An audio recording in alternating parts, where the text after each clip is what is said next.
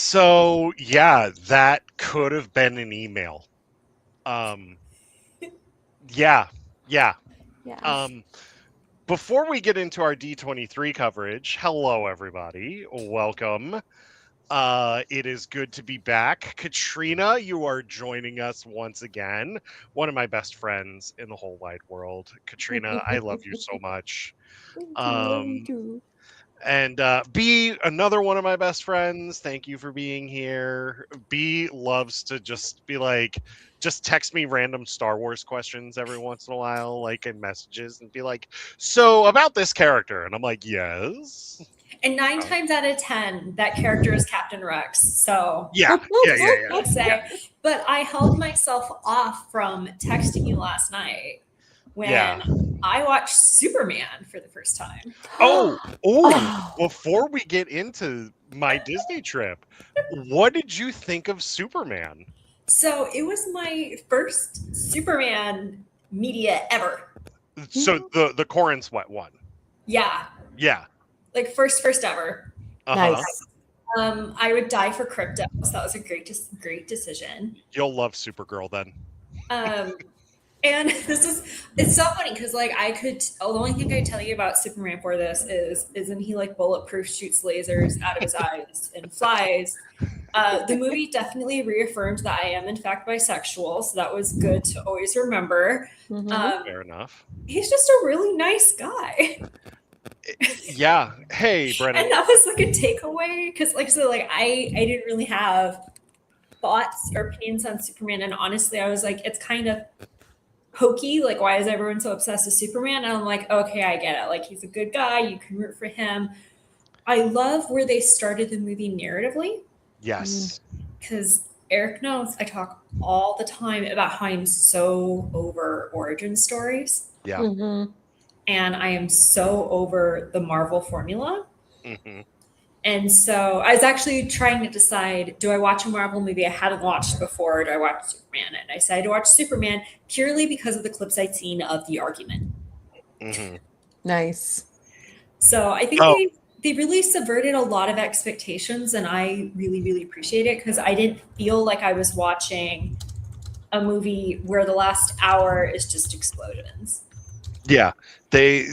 James Gunn is really good at subverting expectations when it comes to stuff like that. Mhm. Yeah, Superman, that was my favorite movie of last year. It's perfect in every way, in my opinion.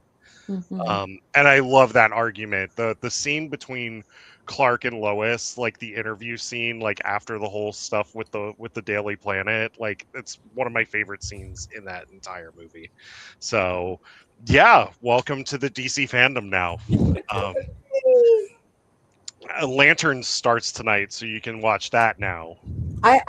Okay, Lanterns is great. I will also encourage you, and this I need to preface it with the fact that this takes place in a different like timeline, world, etc. But My Adventures with Superman uh Yes, if you loved Corn Sweat Superman, you will love Jack Quaid's Superman as well. it's Uh Magical Girl Superman. it's so delightful. It And is. if you like anime, like I just yes. it's actually my favorite interpretation of Jimmy Olsen too. Yeah. Yeah, Yeah, he's great. yeah, yeah, yeah. Mhm. Um, not don't get me wrong, like I love Jimmy Olsen in last year's Superman movie, but the My Adventures with Superman Jimmy Olsen. Also you should watch Peacemaker season 2 now. Just skip straight to season 2. Honestly, I mean, season 1 is really good, but season 2 I think is a lot better. Mm. Well, Um, one of my other thoughts, and I mean, like being in the Cosmere space, everyone is always Henry Cavill, like all the freaking time. yeah, Mm. And I adored him as The Witcher. But I was thinking about it, and like I said, this is only Superman media ever that I have yeah. consumed, and I can't see the same personality with Henry Cavill as Superman. Mm. I mean, I Try literally haven't seen it, but looking at it, I was trying to put it in my head, and I'm like, no, this guy like is Superman. Yeah, Yeah. he is. He is. He's very much in the realm of Christopher Reeve's Superman. Whereas like Cavill's Superman's very dark and brooding and just. I mean, Katrina, you and I have talked about this before. Like he's his Superman feels like some guy's self-insert more than Superman. Yeah. So. And the Snyder Bros. Ugh, don't even get me started on that. The worst. Yeah. So stick to Corrin Sweat's Superman. You'll be fine. Okay. Go back and watch Christopher Reeves, though. I would suggest watching Christopher Reeves because they're very cheesy. But Superman 2 is the best Christopher Reeves Superman movie. But that's awesome. Yeah, I've been at Disney World for the past few days. I did get one Star Wars thing. Ooh. I did show B this. I asked a very important question about it too that I still don't have the answer to, actually. So no, the answer is no. Katrina, I picked up Jabba the Hutt's lightsaber. Oh, that's delightful. Yay. I saw someone like the other day talking about how like Iman is in the new Spider-Man movie in Brand New Day. Yeah. And like they were creating a theory that he was like the Jackal or something like that. Yeah. They're like, oh, it's because he's wearing a green jacket, and there's some other much more legitimate reasons. And my immediate reaction was to comment and go like, he's wearing a green jacket because he's Jabba the Hutt. That's exactly.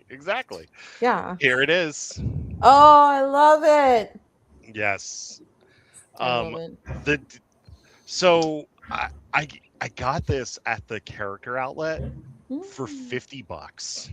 Wow. I saw it and I was like, I have to have this. Yeah, absolutely. Like, and with it being D23 this weekend and like the Ahsoka trailer happening, I'm like, it's almost fate that I picked this up. Yeah. Like, this weekend. So capitalistic fate, man. I know. But yeah, I mean, just like the detail in this is just beautiful. Like, so this is the emitter switch here. And yes, I was just twirling it around earlier. It does light up green. And Love then it comes with an extra. So this detaches, so that way you can put the blade in. Also. Oh, interesting. Okay. Yeah, it's similar to the Leia one that they did a few years ago. Yeah. Yeah. So, and similar to the Kanan Jarrus one, I believe. Mm-hmm. Yeah. So. Nice. It's pretty cool. Yeah. They also had a Ren, not Kylo Ren, but Ren. They had his lightsaber hilt too, and I was like, oh, do I pick up 2 lightsabers while I'm on this trip? No, just get the one. It's Jabba the Hutt's lightsaber. Yeah. So, yeah. Did a split stay between All Star Sports and Art of Animation. All Star Sports is way too crowded, in my opinion. We did the Halloween party Friday night. Which, I mean, the Halloween parties are fun, but like this one didn't feel as fun. Like it was completely sold out. And every time we tried to go to a trick-or-treating spot, there was just such a long line. So we only ended up hitting up 2 trick-or-treat spots. So then we're like, all right, let's just ride rides the rest of the night and just eat the Halloween-themed food. Yeah. I did ride the new Big Thunder Mountain. Well, how was it? They didn't change much, but it's fine. It's smoother. It's a lot smoother. You can see Piston Peak from the queue, right? Yeah. Nice. Which I'm so excited for Piston Peak.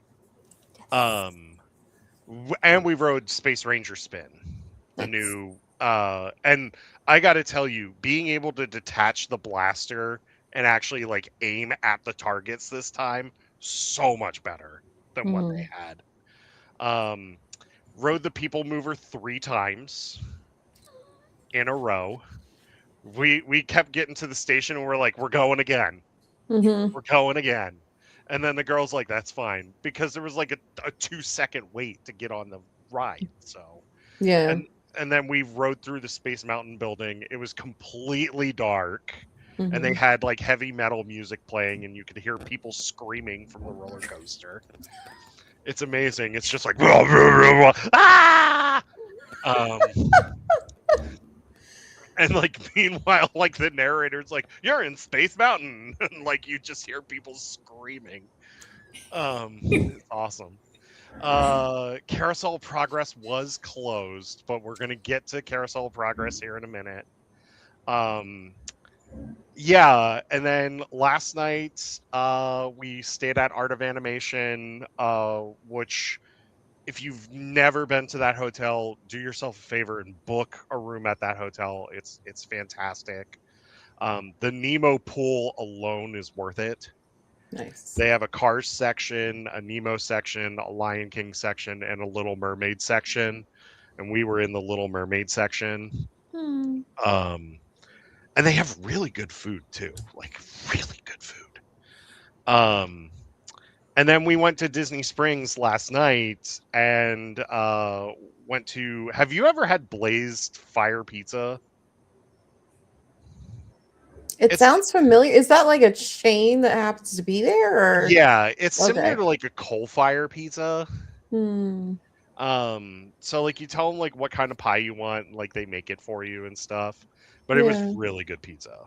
And then I had never seen Six the musical, so we went to the theatrical release of Six, Yeah. um, which was actually really good.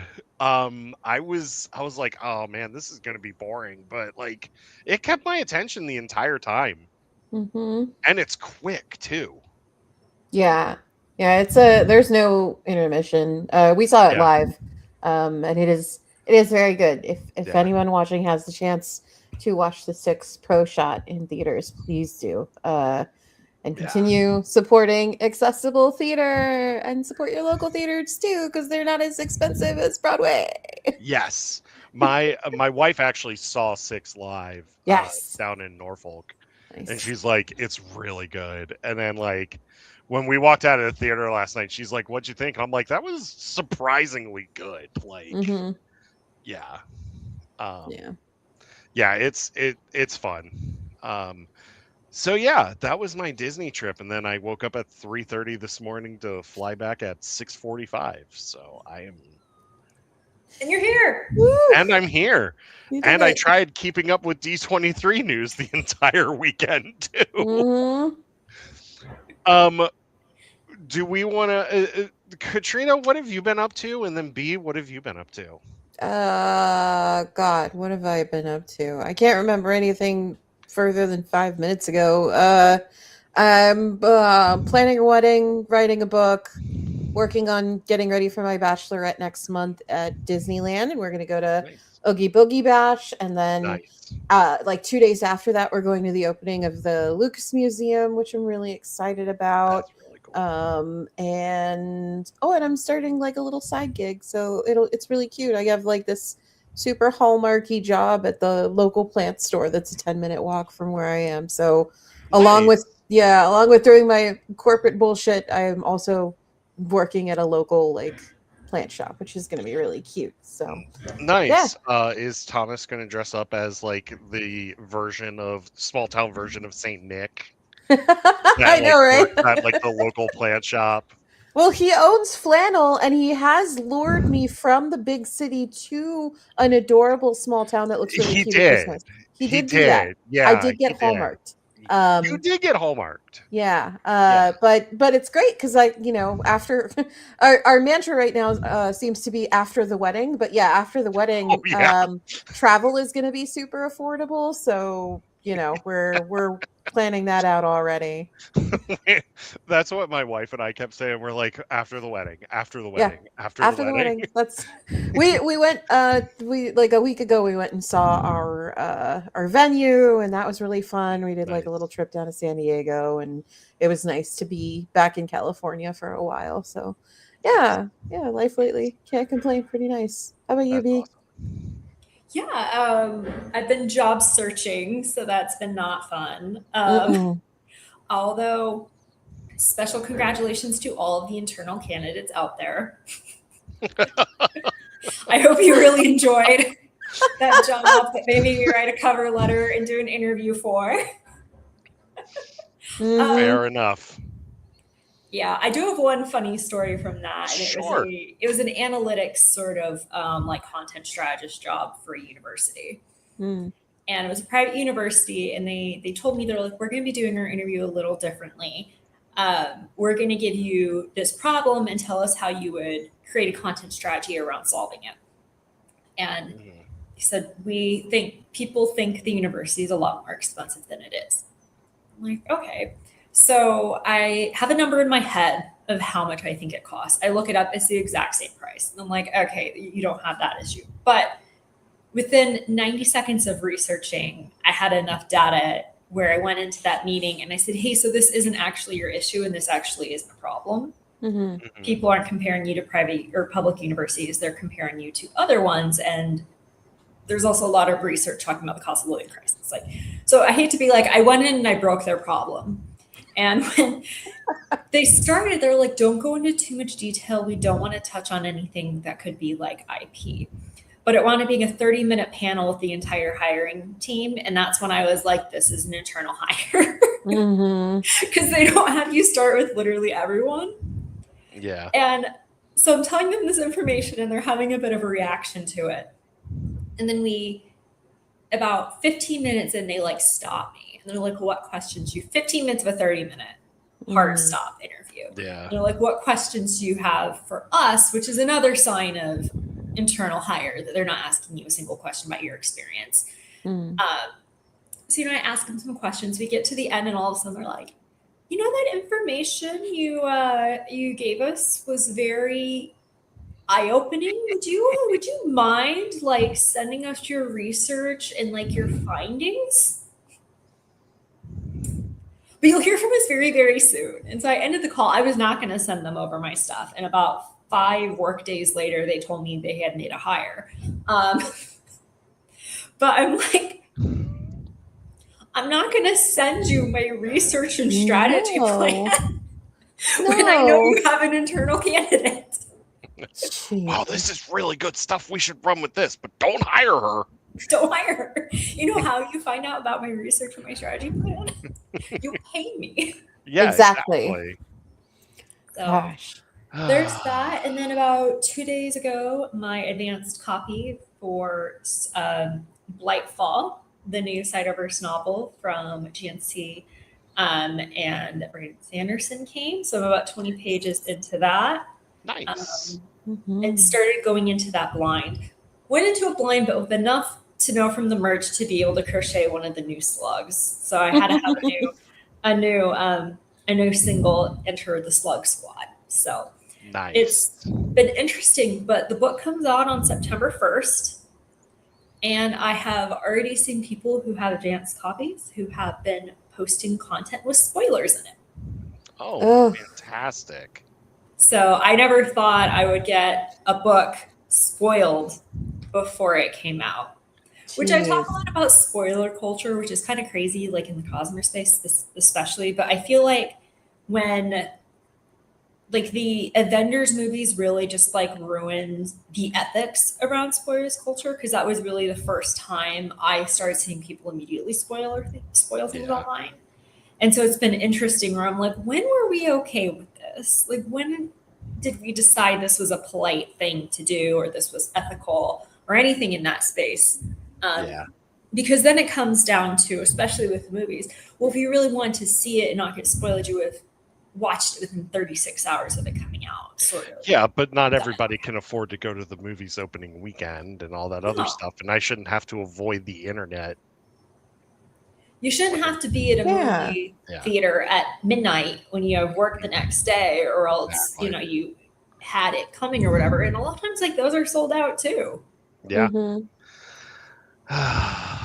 So that was my little mini rant about spoilers. But yeah, especially didn't think I would start to see stuff about a book that doesn't come out for another 2 weeks. And at that point, I'm also like, who is your audience? Mm, Who do you think is interacting with this? seriously. So let's so D23 is wrapping up here in a little bit. But we've got a lot of news from this weekend. We're going to be covering a lot of this. I figured we'd start with the Marvel news first, Mm, and hmm then we can go into Star Wars, and then we can do some Pixar, and then we can go into parks to close it out. How does that sound? Cool. Yeah. Okay. Unless you want to save Star Wars for last. No, I mean, Okay. yeah, let's do it. So, Marvel had quite the presence at D23. And B, you and I did call this that they were going to make some announcements that were not at San Diego Comic-Con.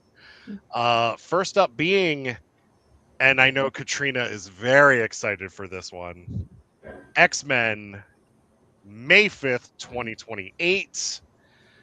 Not only do we get Sadie Sink back as Jean Grey, Mhm. who was in Spider-Man Brand New Day. We've got Kit Connor as Scott Summers, Christopher Abbott as Charles Xavier, Samara Weaving as Emma Frost, Indy Navarrete. Did I say that right? I think so. I've never said her Yeah. name out loud. Yeah. As Rogue, and then Maya Boyd as Storm.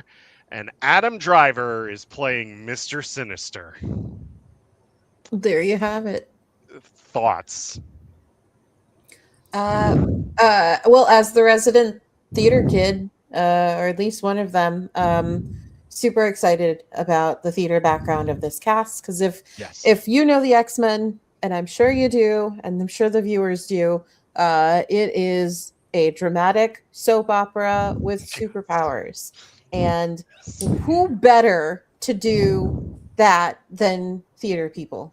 Like, Yeah. almost everyone on this cast has a background in theater. Maya Boyd has had an incredible run on Broadway and off Broadway, so I'm Yes. so excited to see her debut as Storm. I think, like, perfect pick, and I'm really, really excited to see her on the big screen. And yeah, just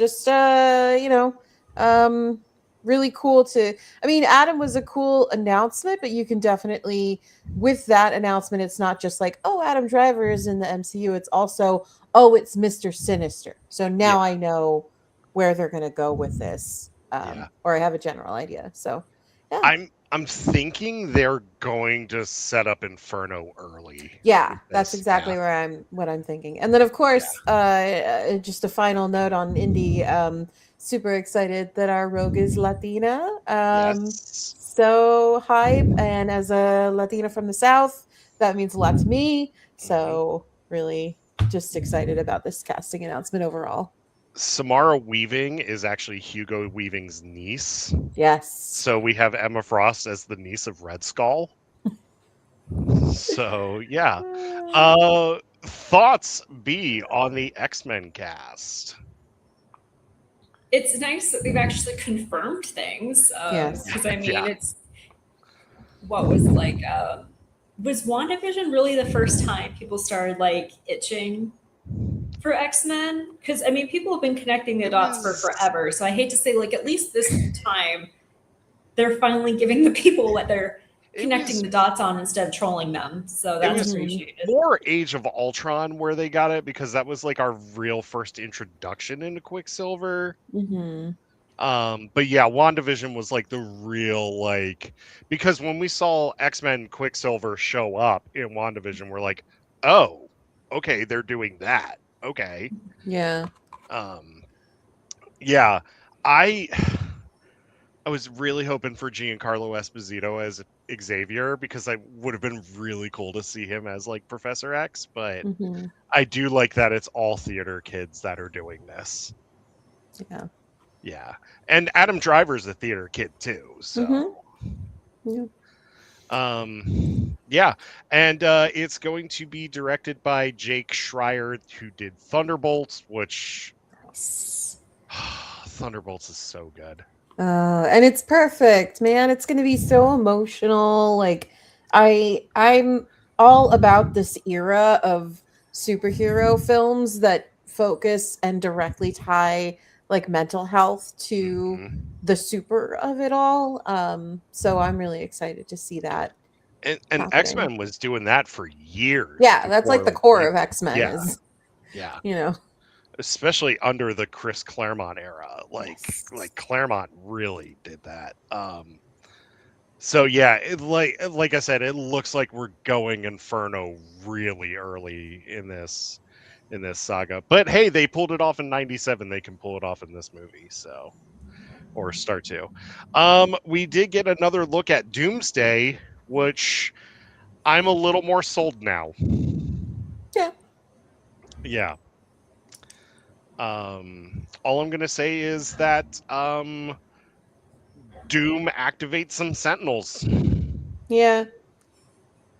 I don't and know. I and feel kicks so bad Thor's because it's ass. like I my general feeling about Doomsday is like I look at that poster and I'm overwhelmed. Like I don't want to personally be around that many people. There are like 80 people in the lineup of this cast, and Yeah, that's like more people than that are going to be at my wedding. Like that's that's more people than I can deal with. yeah. So I don't know. Like I'm the tentpole films don't really appeal to me anymore. Like I'll probably go Agreed. see it at some point after release.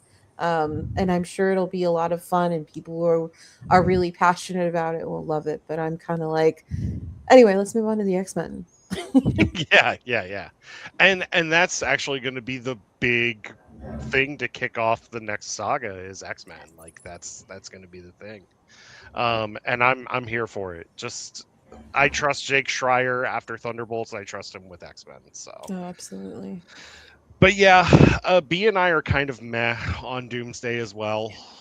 Um, It's just I'm too many people. yeah, We have Mhm. that many characters. You're never going to have enough time for anyone to have a plot where it's going to feel completely imbalanced. Because like you're looking at it's like how many of these characters do I actually care about, and then I don't trust Marvel not to just completely sideline oh, all of the women or any characters of color. Yeah. 3/4 of those characters are dying in this movie. Hmm. Yeah, but are they actually going to stay dead? That's the joy of comic books. Like, I just need some of these characters just like stay dead already. I Mhm. remember when they killed Batman and then he was lost to time. Like, one of my things is I'm really nervous about like when fantasy properties especially start getting adapted. Mhm. Yeah. And I think the one thing that's happened with like Game of Thrones with Marvel and all that is showing studios, hey, like this can be super uber profitable if you just like invest the time and money into it in a way where things don't look silly. Because it's really easy to make like magic or superpowers look silly. You just tell the actor to like point their hands out and like scream, like Mhm. I hate the final battles that are just like two Sky beams. people like this, yeah, essentially just like pushing back and forth. I'm like, that does nothing for me. That does nothing. And so for me, I'm always nervous. I'm like, oh, everything's going to get canceled really fast because it's going to get expensive really fast. And I don't know how, like, they're making it effective. It's going to sound weird. I still don't know at what point are they just going to be paying so much in salaries that they're never going to be recouping that from Hmm. a I movie. mean, look at how much they paid Junior to come back. Like Right. they paid him millions to come back. Like they broke the bank for that one. And that's going to be a voice acting role for him. Like, let's be super real. It's not going to be him in the suit this whole time, Oh that no. whole time. Like, it's going to be a voice acting role. So, It's like Pedro with Mando. yeah, but Yeah. 10 times the pay rate. Yeah, yeah, exactly. Moving on to something that actually did pique my interest. That is Vision Quest, which is the new Vision Disney Plus series. Mhm. I love James Spader with a beard as Ultron. Like that just made me laugh a lot. Yeah, that Speaking of premiere. budgets, I'm pretty sure that choice was made so that they wouldn't have to do like make the Ultron Oh yeah, like model throughout the TV show. But 100%. but I'm excited, man. Like I have loved, I don't know what folks are calling it, but like the WandaVision trilogy with Yeah, Wanda and Vision and the kids and Agatha. Like I think it's been some of the best stuff that Marvel has put out in years, I agree. and I'm really excited for this third part. I I wasn't a fan of Multiverse of Madness, but I do like WandaVision. I thought Mhm. Agatha was really good, and I Mhm. am excited for this one. B, thoughts on Vision Quest? I'm excited. Yeah, As I told you, I'm trying to watch like more movies and catch up on things. And every time I go to the Marvel section on Disney Plus, I'm like, all of this stuff looks the same. And if I don't know anyone who's been touting and talking about it, then there's probably a reason why. Mhm. yeah, And so it is one of the, I feel like, the newer rare occurrences of, okay, I'm going to watch that when it comes out because I loved WandaVision. yeah, yeah, yeah. I agree. Final Marvel thing. Because the rest of it's theme parks. Buy the physical edition of Wolverine when it comes out in September, please. Buy physical media, Yes. please. You get to keep it that way. Exactly, and it's fully playable on the disc. They have confirmed it. Mhm. Do it. Support Wolverine. It's going to be an awesome game. Yes. Yeah, that's all we got there. Oh, and then they celebrated 65 years of Spider-Man. And then we had the Doomsday booth, which was pretty much just the Comic-Con booth again. Yeah. Yeah.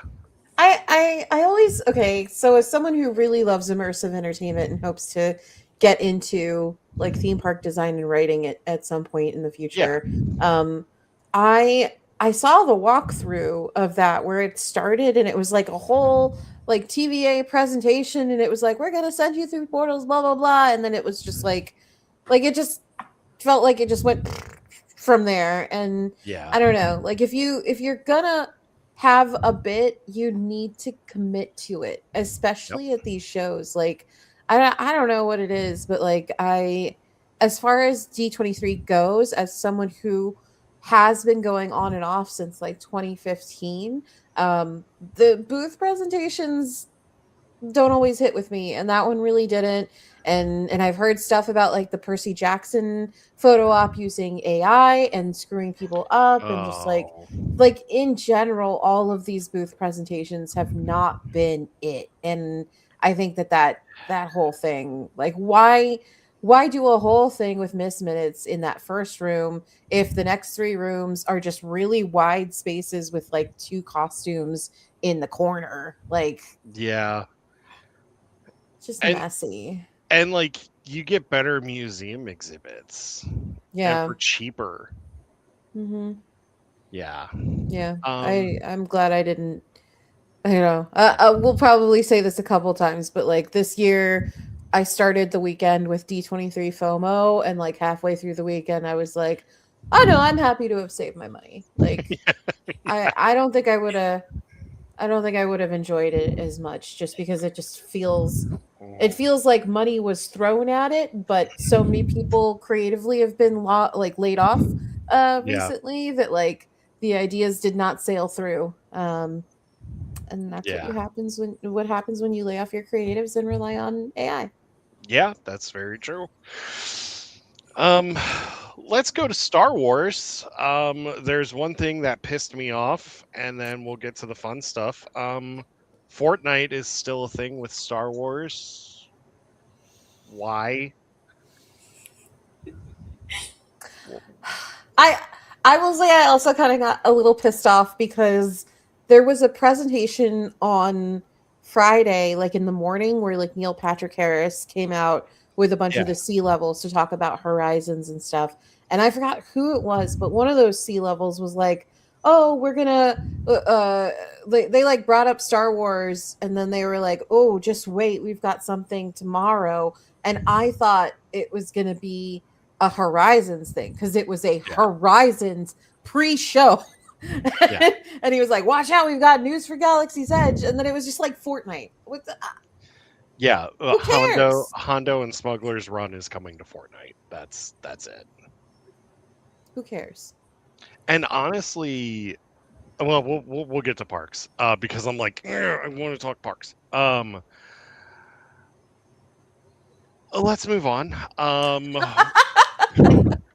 Ryan Gosling's coming to Star Wars. Ryland Grace is coming to a galaxy far, far away now as Cade Oberon, which I'm really excited for Starfighter. Like, that's going to be Yes. awesome. Yeah. Yeah, set 5 years after the Rise of Skywalker, which I'm very excited for. And yeah, we get to see the galaxy without a governing body, according to Sean Levy. Thoughts on Starfighter, which comes out in May of next year? Do you want to go first, B? I've been going first. All right, Eric. So, what I are the know. odds they're going to somehow bring Vader back? God. That has been like our thing. Is just like constantly getting frustrated Okay, that Vader Katrina. isn't anything. And how many Lost Yeah. Jedi do you think are going to Yeah. show up? Okay, Katrina, I have to talk about this real quick. I know you really enjoyed Shadow Lord. Like, I know Yeah. you really enjoyed Yeah. it. I hated the Vader thing. I hated the Vader thing. I enjoyed the show. I hated the Vader thing. Our messages were pretty much just like a lot of like just profanity. Yeah, I almost threw my remote at the TV when as soon as I heard the breathing, I was like, "Thanks, Eric." I feel very similar to it because one, like the explanation for so many Jedi having survived Order 66 is that the galaxy is big. And that's totally reasonable. I know how big our galaxy is. Like, yes, it's reasonable for 100 people to have escaped a massacre if in the theory, like in the world that we have space travel and they could go to other planets and stuff. Yes, absolutely, 100%. It is not reasonable for Vader to be everywhere all at once in his broken ass body. I'm sorry, I shouldn't. Exactly. Curse. No, But it's fine. You can curse. this is like a 50-year-old like man who needs assistive tech to breathe. How is he getting places so fast? Considering, like, we talked about this one time in the show, like, he's with Thrawn at this time. He's with Tarkin at this time. He's off with Palpatine at this time. Like, he's doing all of this shit. He's like, there's an entire comic series after Revenge of the Sith where he establishes the castle on fucking Mustafar. Pardon my language, but come on. How is he everywhere? Like, exactly in that big old freaking oh my god, my brain died. It's fine. In his big old ship, just like traveling, blipping around planet to planet. Every 5 minutes, he's on another planet trying to kill people. Like, it's unreasonable. Like, that's what these visitors are for. He needs to have a spa day. You're right. You're but right. It's aesthetic. Vader has as many days or as many hours in the day as Beyonce, not us. Yeah, exactly. Or like The Rock, who's always working for some reason. Vacation. Yeah. I hope that they stay away from Vader. I would love, and I'm going to say this because Katrina's here, I would love an old Ventress in the movie. I think it would be lovely. You know me and Old Lady Ventress. I am all about Old Lady Ventress. I want her and Rey to like train together. I think she'd be a great mentor. I don't see her. I don't know how she would show up in Starfighter because I know we only know as much as we do from watching like the bootleg recordings of the Starfighter preview that they gave during D23. But I, I'm not going to say no to Ventress ever. I know we've got Maul season 2 coming up. I could see that being extremely feasible, especially time-wise. It kind of correlates with where she was in Tales of the Underworld with her new apprentice. And I think it would Yeah. be kind of sick if she showed up with her new apprentice and Maul was there with his new apprentice, and they were like, this is kind of awkward. And she was like, what are you doing with my old lightsaber? Where did you find it? And Maul would be like, in the garbage where I find everything and where I came from. Because So he is a garbage man. he is. He lived in the garbage for 10 years. That's he's the a garbage man. person now. He's a garbage person.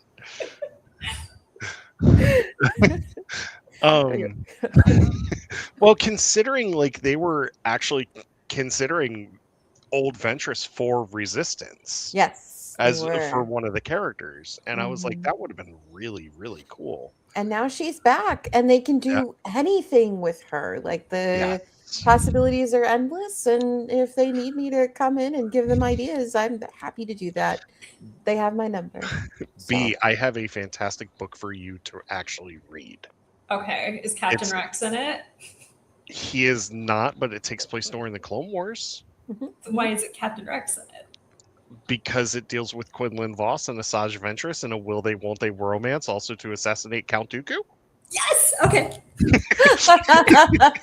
Are there Ewoks? You know, my two questions are always going to be: is Captain Rex in it, and are there Ewoks? Yes. Or a will they won't they romance. Will they won't they romance? Yes. It's very good. Dark Disciple is very, very good.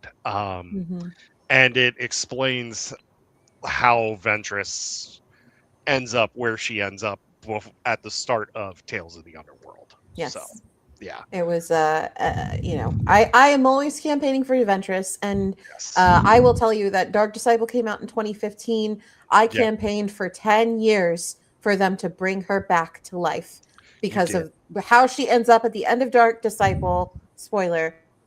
Back to life in Tales of the Underworld by way of something that happens. And I was right exactly in every way. And actually, now I'm campaigning for her to come back some more, because why not?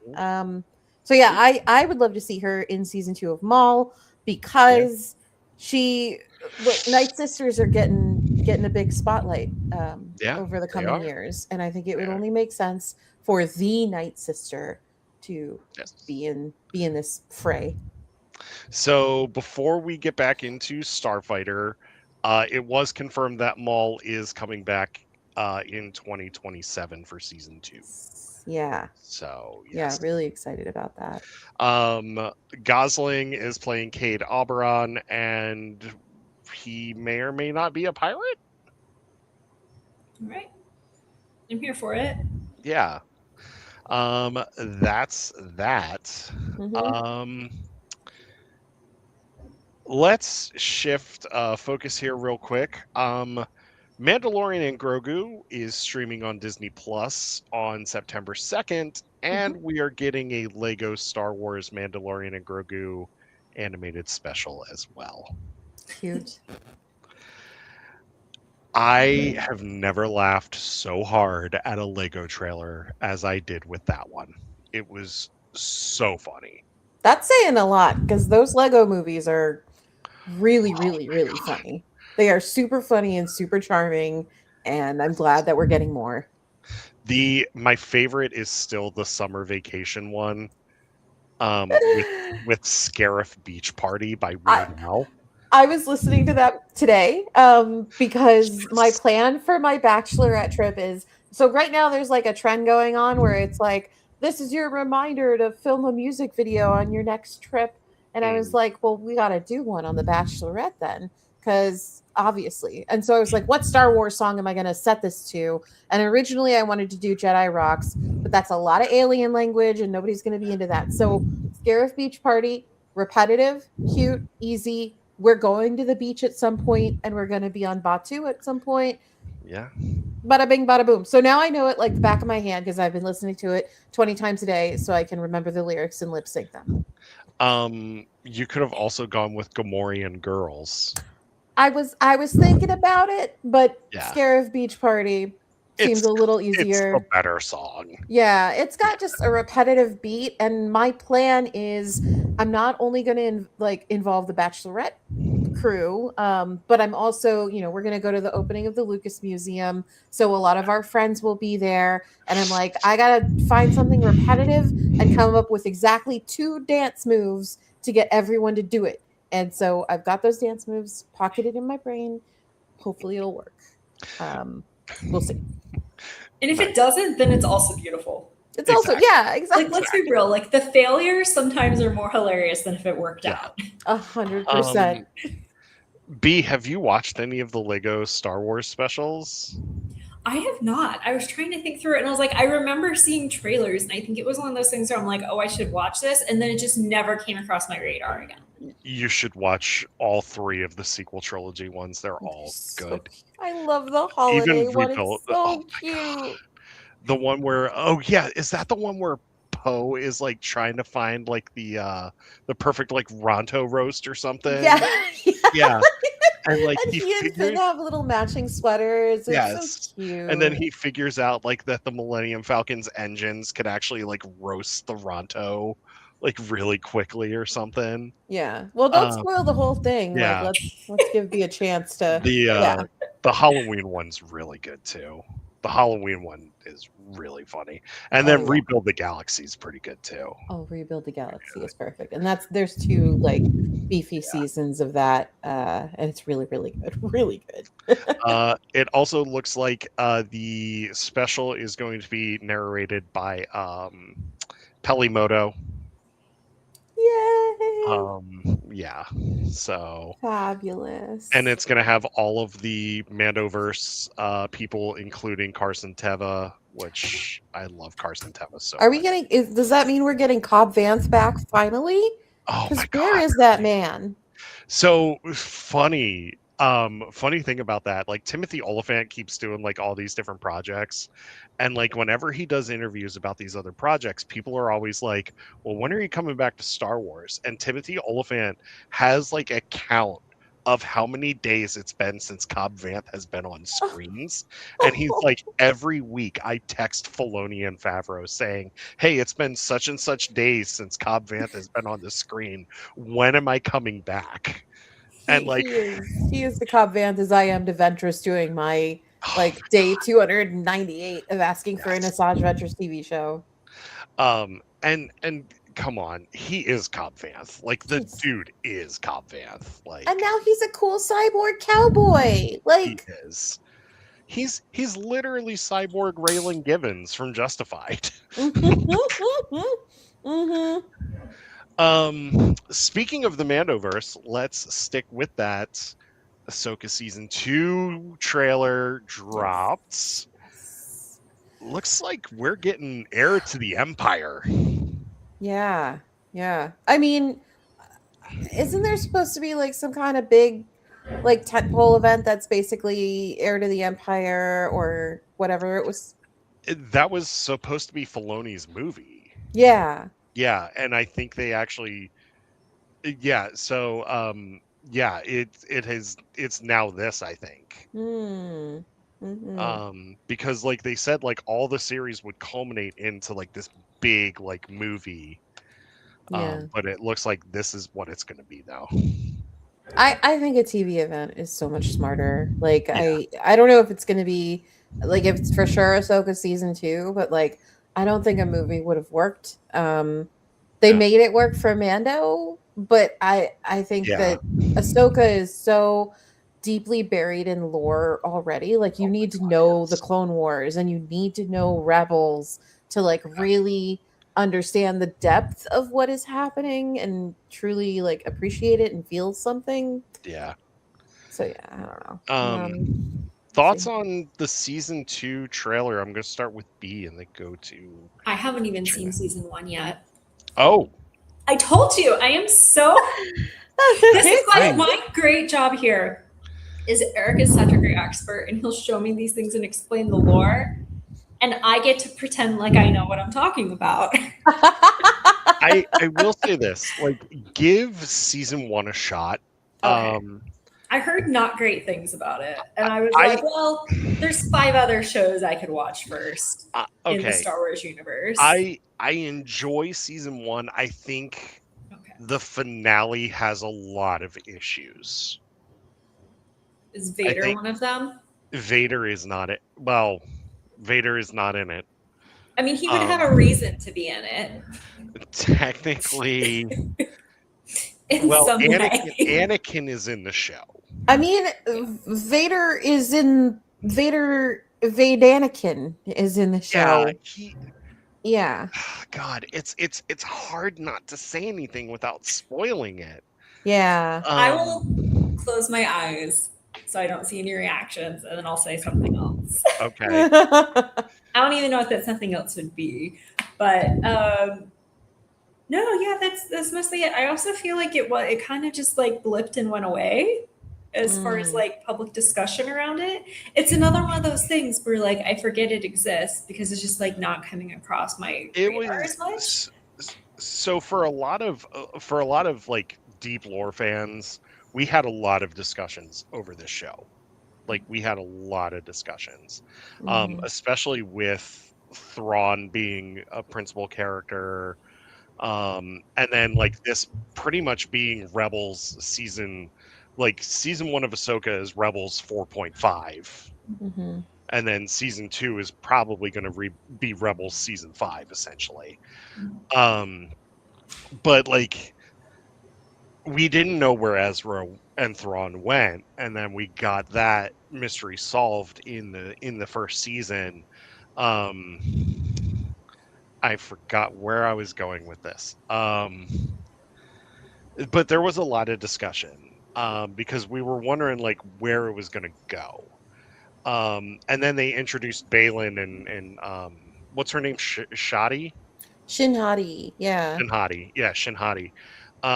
And they are two of the best characters ever in Star Wars. Like two of the best characters. R.I.P. Ray Stevenson. I really, really hope Clegane from Game of Thrones does him justice. Like Yeah. I really, really do. What I will say is with the introduction of Shinhati, things got really gay, which I loved. Things did get very gay. Things got very, right. very implied gay, and I hope it becomes like super gay. Disney gay? Like Disney gay levels or like gay? Like gay. Well, Disney gay into gay. Like Disney gay where they can cut it out for China or like actual. If they cut it out, they will cut out most of the fights between two of these characters. So I don't know that they could. It's extremely homosexual the way that they fight. I will say the tension between them is very palpable. Yeah. And I'm hopeful that that they just do it. Even the tension between the One and Ezra is very palpable too. Because remember, they kind of forced that on us in Rebels. I still think they're siblings. I mean, with all due respect to people who ship them, they give off sibling energy to me. Like honestly, you're right. I love that. Star Wars. Yeah. It is Star Wars. That is Star Wars. Yeah. Maybe they kiss once and then they're like, no.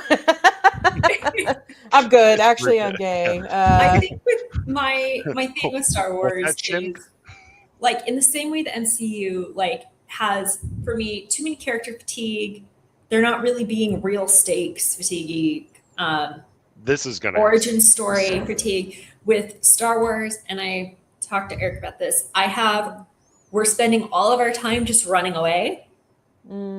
Fatigue, and I've been very much over that lately because I think like the last 2 or 3 things with Star Wars was just they're spending the entire time running away, and that's the only plot. There's going to be a plot that they do in this season that has been around since season 4 of Clone Wars, and it's awesome. Yeah. I'm very excited. Awesome. I am. You know why I'm excited for this season? Yeah. The Night Sisters are back, which they are. You know Clone Wars. You know who the Night Sisters are. But yeah, I don't have to explain that. Hopefully, but my space witches are back, and I'm very excited. And they look absolutely feral, and that's the way I love them. So yes, I'm ready. And Let's go. well, come on, you're missing the most important character. Well, two of the most important characters in Rebels. Zeb and everyone's favorite war criminal, Chopper. Chopper. Yes. Our Rebels reunion. Who may or may not kill like 500,000 people. Whatever. It's just a baby girl. Yeah. I mean, I wouldn't want to cross paths with Chopper on a dark street. Like, No. Not at all. no. He accuses Hera of going through his stuff at one point. And Hera's like, I didn't do it. And he's like, yes, you did. Like, he just grunts it at her. Like, it's great. I'm very excited for Chopper. Hera, played by Obi-Wan Kenobi's wife, by the way. Mm-hmm. All right, let's get into some animated stuff. Incredibles 3 is happening. And that is June 2028, and it says Incredibles 3 will focus on the two eldest Parr kids, Violet and Dash, as they prove themselves capable of following in their parents' footsteps. And apparently the villain is out to prove the point that not all superheroes are good. And I looked at my wife when I heard that, and I said, isn't that pretty much the plot of the first two Incredibles movies? Yeah. I hope you don't remember that. Because it's been so long since each movie. It's so like, am I crazy? Or did they announce that there's going to be Incredibles 3 like 10 years ago? No, they announced it 2 years ago at D23. I swear I've like known about this for forever. Because Or maybe we it were just felt that way. we were in an X voice chat or a Twitter voice chat, Katrina. Like we were in a Twitter chat thing. Yeah. Like when that D23 was going on and like they made these announcements. And we're like, oh, that's cool. And then we're like, oh, wait, isn't it like 10 years since the second one? And this will be 10 years since the second one. And Craig T. Nelson is coming back to play Mr. Incredible. Hey, you know? And Samuel L. Jackson's coming back as Frozo. I feel like this is a movie that should have come out much earlier. I agree. Like I agree. call me old, but when I was growing up, you released trilogies no more than 2 years apart. They're one after the other. Sometimes 1 year after the other. Usually you film them all together. There was this franchise growing up, kids. It was called Back to the Future.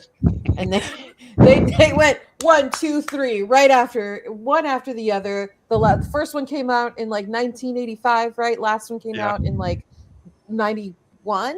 I want to say not even 91 like, or 92. Yeah. Yeah, early 90s, just 2 years apart. Bing, bang, boom, they were done. So this 10, 15 year, 20 year gap between Incredibles movies just kind of feels silly. Well, considering it's probably going to pick up right where the second one left off. Yeah, like just like the. I mean, Jack's still a baby, in what I've seen. Yeah, exactly. Like all this time, and you can't age the kids up a little bit, especially because from the synopsis, it's supposed to be they're really supposed to take center stage here. It is less about like the parents and more about the new generation, and this is something that again should have come out, I think, 10 years ago, especially because, I don't know, the rewatch is going to be weird. Like, Incredibles does not hold up visually these days. It was incredible when it released, but these days it's not there. And I don't know, it just feels really disjointed and silly to me. I agree. I'm just waiting for like Violet and Dash Parr will return in Avengers Doomsday. They're going to be in Secret Wars. Frozone and Violet and Dash are going to be the ones that take down Doom. It's going to be the credits. Like the credits are going to be scrolling. You're going to get to the end and you're just going to go, honey, where is my super suit? And then like you Cut just to see black. him put the mask on and he says, "I'll do it myself," like Thanos did, like back during the Infinity Saga. Why do you have to know? Yeah. Kingdom Hearts is getting an anime on Disney Okay, Plus. that is the one big time gap that I'm excited for. Like, Yeah. that whole panel was really delightful. I don't know if 25 you guys have years. checked. Yeah, so Cleo Thomas, who is Zero from the movie Holes, which is something that came out a Mhm. long time ago. Um, he was presenting it, and they brought out Haley Joel Osment, a lot of the original cast. Tetsuya Nomura stopped by and then flew directly back to Japan to continue working on the next installment of the Final Fantasy VII releases. And it was just nice. It was just so lovely. And I'm really excited. Like 4 looks incredible. Mhm. Kingdom Hearts 4 is was sorry, I let that go. Kingdom Hearts 4 is coming out, and they did like they're adding the world of Coco to it, and like the Yes. preview just looks like you're watching Coco. Yeah, it does. It does. It looks so crisp and lovely, and I'm very excited for this anime to come out. Yeah, and I Square Enix is involved, which is exciting. I really hope we get an adaptation of Dream Drop Distance because I would love to see that version of the Tron grid in Mm, anime format. Like that would be awesome. that would be so sick. Yeah. I'm also interested, sorry, to No, you're good. see I'm interested to see what the involvement of the Final Fantasy side of these games is. Yeah. Because it went from being like it's Final Fantasy and Disney to like it's Kingdom Hearts and Disney, and Yeah. Cloud isn't here anymore. So I'm yeah, I don't Curb. know. Yeah. Well, consider all I remember from the first one is Donald and Goofy walking through Traverse Town yelling Leon for Squall from Final Fantasy VIII.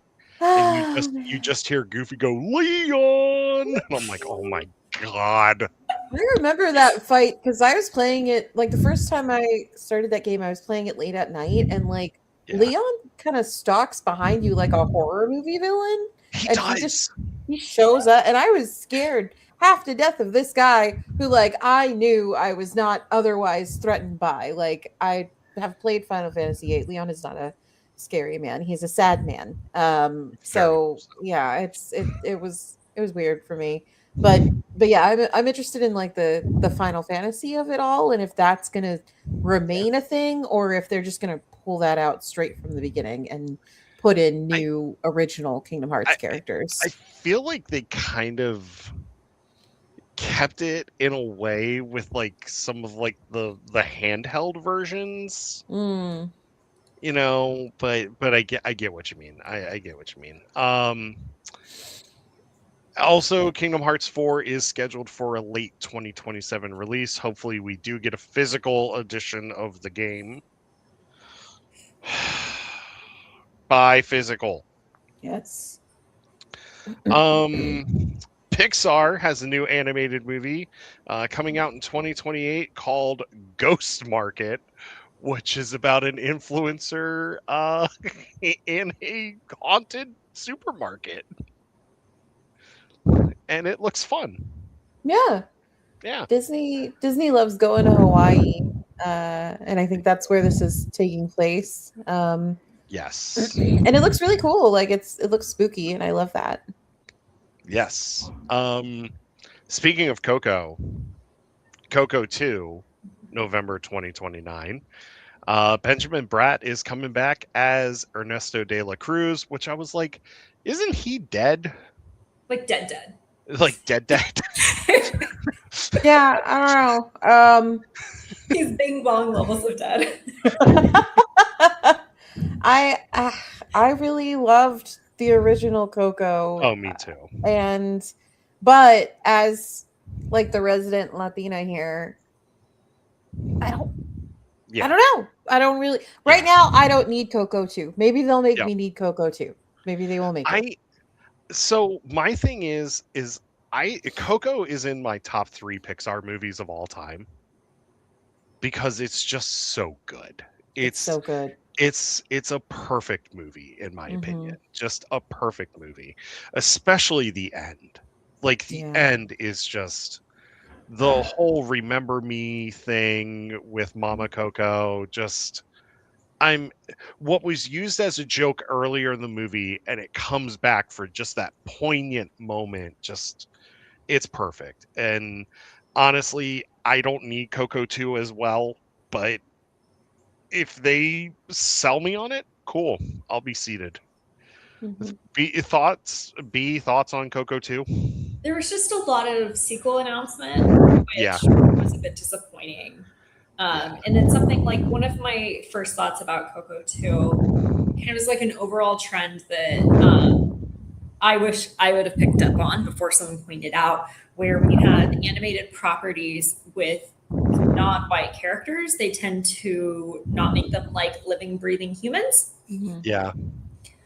And so that's my concern. It's like, oh, cool, we're getting this thing. Okay, are we getting a bunch of skeletons or are we getting like real people?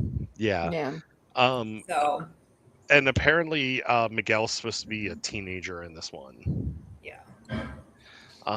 Moving on, Bluey the movie, August 6th, 2027. Bluey adults have thoughts on that, I learned. I And love I Bluey. think Bluey adults are like fascinating for me to watch. Have you Like I watched love, like Bluey? I would watch a reality TV show following Bluey adults because Have they you are honestly like unhinged. And the sort of there's two reactions I've seen to this. I've seen people who are like parents who are like, my toddler is not going to handle change for what they look like. And then Bluey adults losing their freaking mind and only getting distracted long enough to complain about Rapunzel's flat hair. Mm. So that's sorry, that's just like Bluey adults like they have like Facebook groups and like they write essays and they like talk about the episodes that make them cry. And I'm like, isn't this like a 8-minute show? I'm gonna say this right now, as the resident Bluey adult in this group. Are you in a Facebook group? No, I'm Okay, not. so you're fine. Yeah. You're fine. This show has made me cry so many times. I would also I guess I'd categorize myself as a Bluey adult, as someone who I started watching the show with my nieces when they were Bluey age, and then I kept watching it by myself. And it has made me cry. I just have not joined any groups because there are some fandoms that I simply don't want to share. Yes. And I'm happy just being here in my little corner, crying at that one freaking D&D style episode where they all went on a quest together and they were like drawing their way through the role play. And Chili was dressed as She-Ra. Yeah, with the horse. Oh my god, so funny. I'm excited for this Bluey movie. Thankfully, I have a friend who has a 3-year-old. So I'm taking my nephew. Yeah, so I can go with them. Go watch this movie. There's an episode where it's the one where Chili's sister shows up and like we find out like that she's infertile. Yeah. And I mean it's heartbreaking. Mm-hmm. But there is such a funny bit because Bingo gets the cheetah onesie and just goes completely feral and starts attacking people. And she attacks Bandit, and Bandit's just laying on the ground looking at his phone at one point, and Bluey just goes, Dad, I need you to help me. And he's like, can't, mate, sorry, I'm dead, and just keeps scrolling his phone. I lose it every time because I'm like, that's commitment to the bit right there. Like he just commits to the bit. It's so great. Just great. Let's see here. Tangled live action, March 31st, 2028. How are we feeling about this one? People are overreacting about the mustache. I'm going to say it right there. People just need to chill out about the mustache. Oh, and the same people who are claiming we don't need a shot-for-shot remake are complaining that it's not a shot-for-shot remake. I do agree, though, her hair is flat, and they need to do something about that. Yeah. I've seen the whole excuses where it's like, oh, but the wig is so heavy, and I'm like, I've seen cosplayers. Like, yeah. I'm not stupid. I've seen cosplayers who do the whole big height, the bangs, the etc. Like, I'm sorry, in this world where we have Dolly Parton, there is no excuse for her hair not being high to heaven. I mean, the trend here seems to be that Disney is dropping the ball when it comes to the hair and the wigs for their princesses, because this is not the first hair problem there has been. They do it in the parks, though. Yeah. She has the height in the parks, and it's perfectly fine. And she looks like a person. And I don't know. But I am definitely in the camp where it's like, I was talking to my friend about this the other day, too. I don't like live action, like, movies or additional movies if there's no point to them but the cash. I loved the live action, like, Maleficent movie. It added some to the character. I don't think every villain needs a sympathetic backstory, but like that one was good. It had a good purposeful message. It gave a lot of depth to the character. That's cool. Cruella, didn't like that. No. Didn't enjoy that. And so, like, this Frozen thing is kind of like, well, after it comes out, can someone just send me like a clip show of all the Catherine Hahn scenes, and then I can just kind of bug off from there? I'm the same way. My favorite of these live action remakes was actually Aladdin. I think Aladdin was actually the best one that they did. I was not a big fan of Maleficent, but it's not for everyone. Like, but I love that you love it, and I love that people love that movie. Like, I truly do. Yeah. But yeah, I don't know. Favorite live action Disney remake? I've actually only seen 2 of them. Okay. I've only seen Cinderella and Beauty and the Beast, because the rest of them, they don't. Beauty and the Beast is good. They don't look like visually intriguing to me. Yeah. I was not going to watch Lion King because I was not going to watch the light leave Mufasa's eyes again. Definitely wasn't going to see. I thought about seeing Moana with a friend, or I've like talked about it, except for that freaking curling iron they put to her hair. Oh yeah. So that's like an absolutely never not one for me. And I don't know, I think a lot of them are just like not, why would I watch this if I have the other one? Or like, I'm not like protesting or whatever these people. And I think a lot of people need to touch grass about them. Yeah. But I do see like, what is the point in a shot for shot remake? Because taking something out of animation, like you're automatically taking a lot of the whimsy out of it. Yes. You are. Yeah. I will say this. Check out the live action Lady and the Tramp they did for Disney Plus. That was actually really good. That was the pandemic one, right? Yeah. I haven't watched that one yet. I liked it, and I keep forgetting that it's there. The live action Dumbo is horrible. The live action Dumbo is so bad.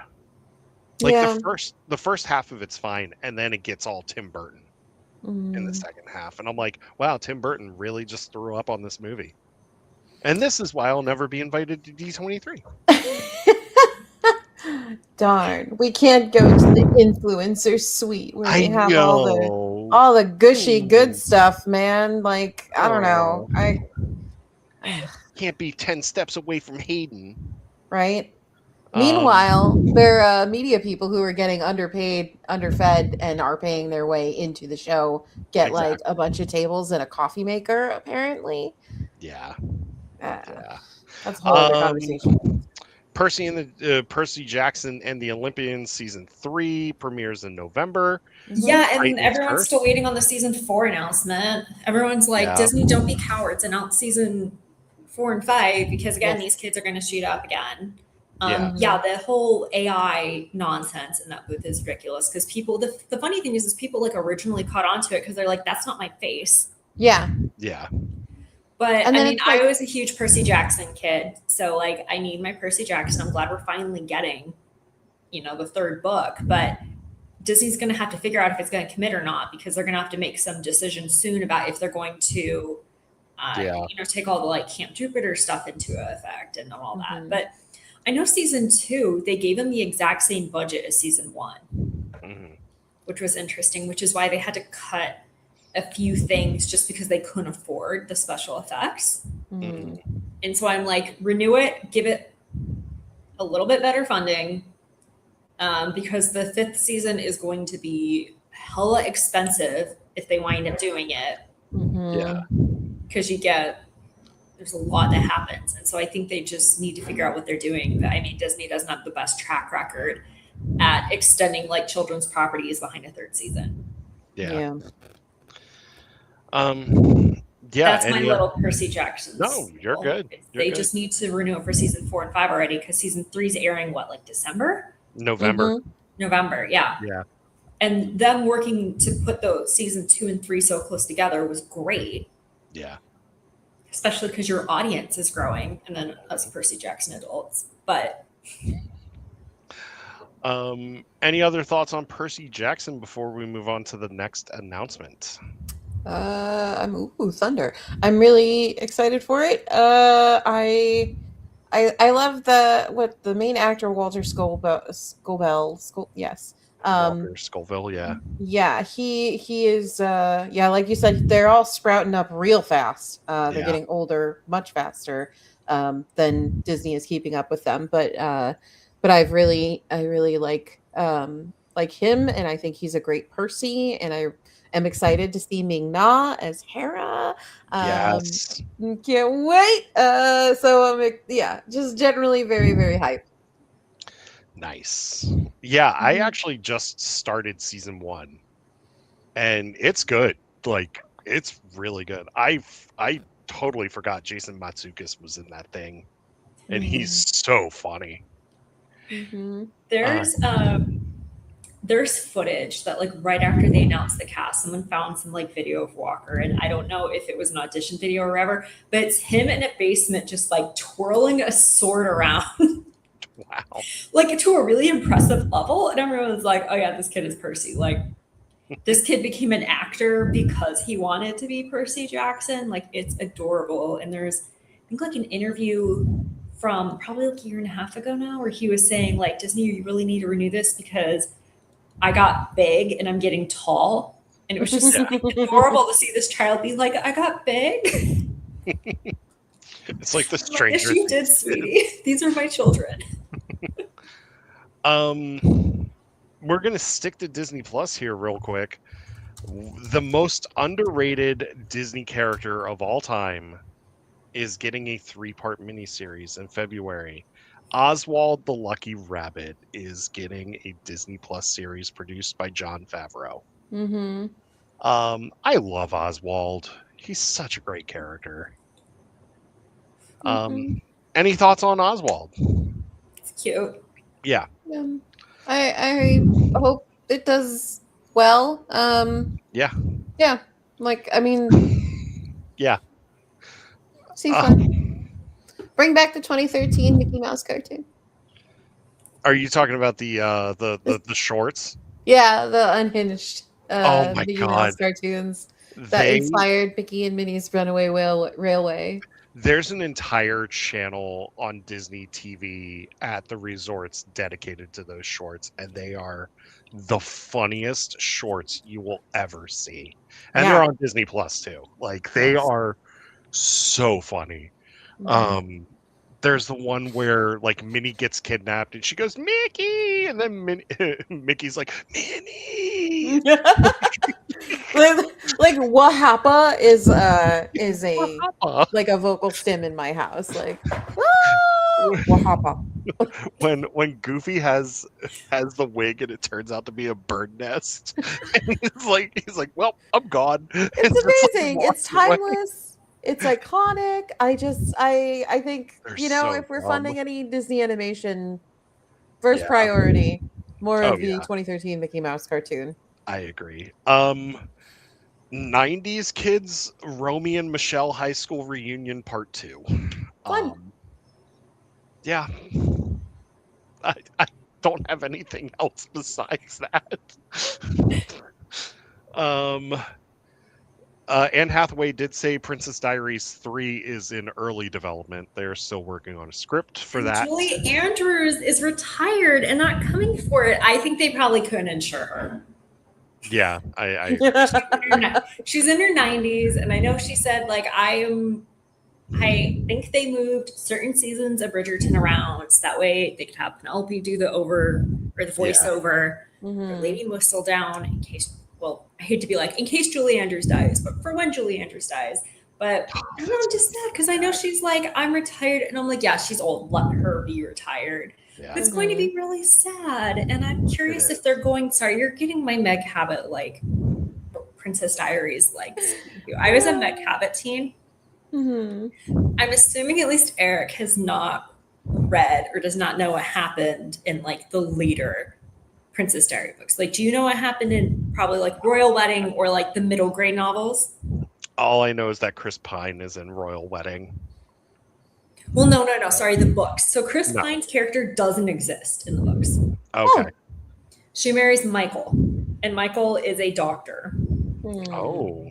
And her father is alive in the books. Interesting. So she becomes a princess because he finds out he has prostate cancer. And he always just assumed he was going to have other kids. So he's like alive and fine.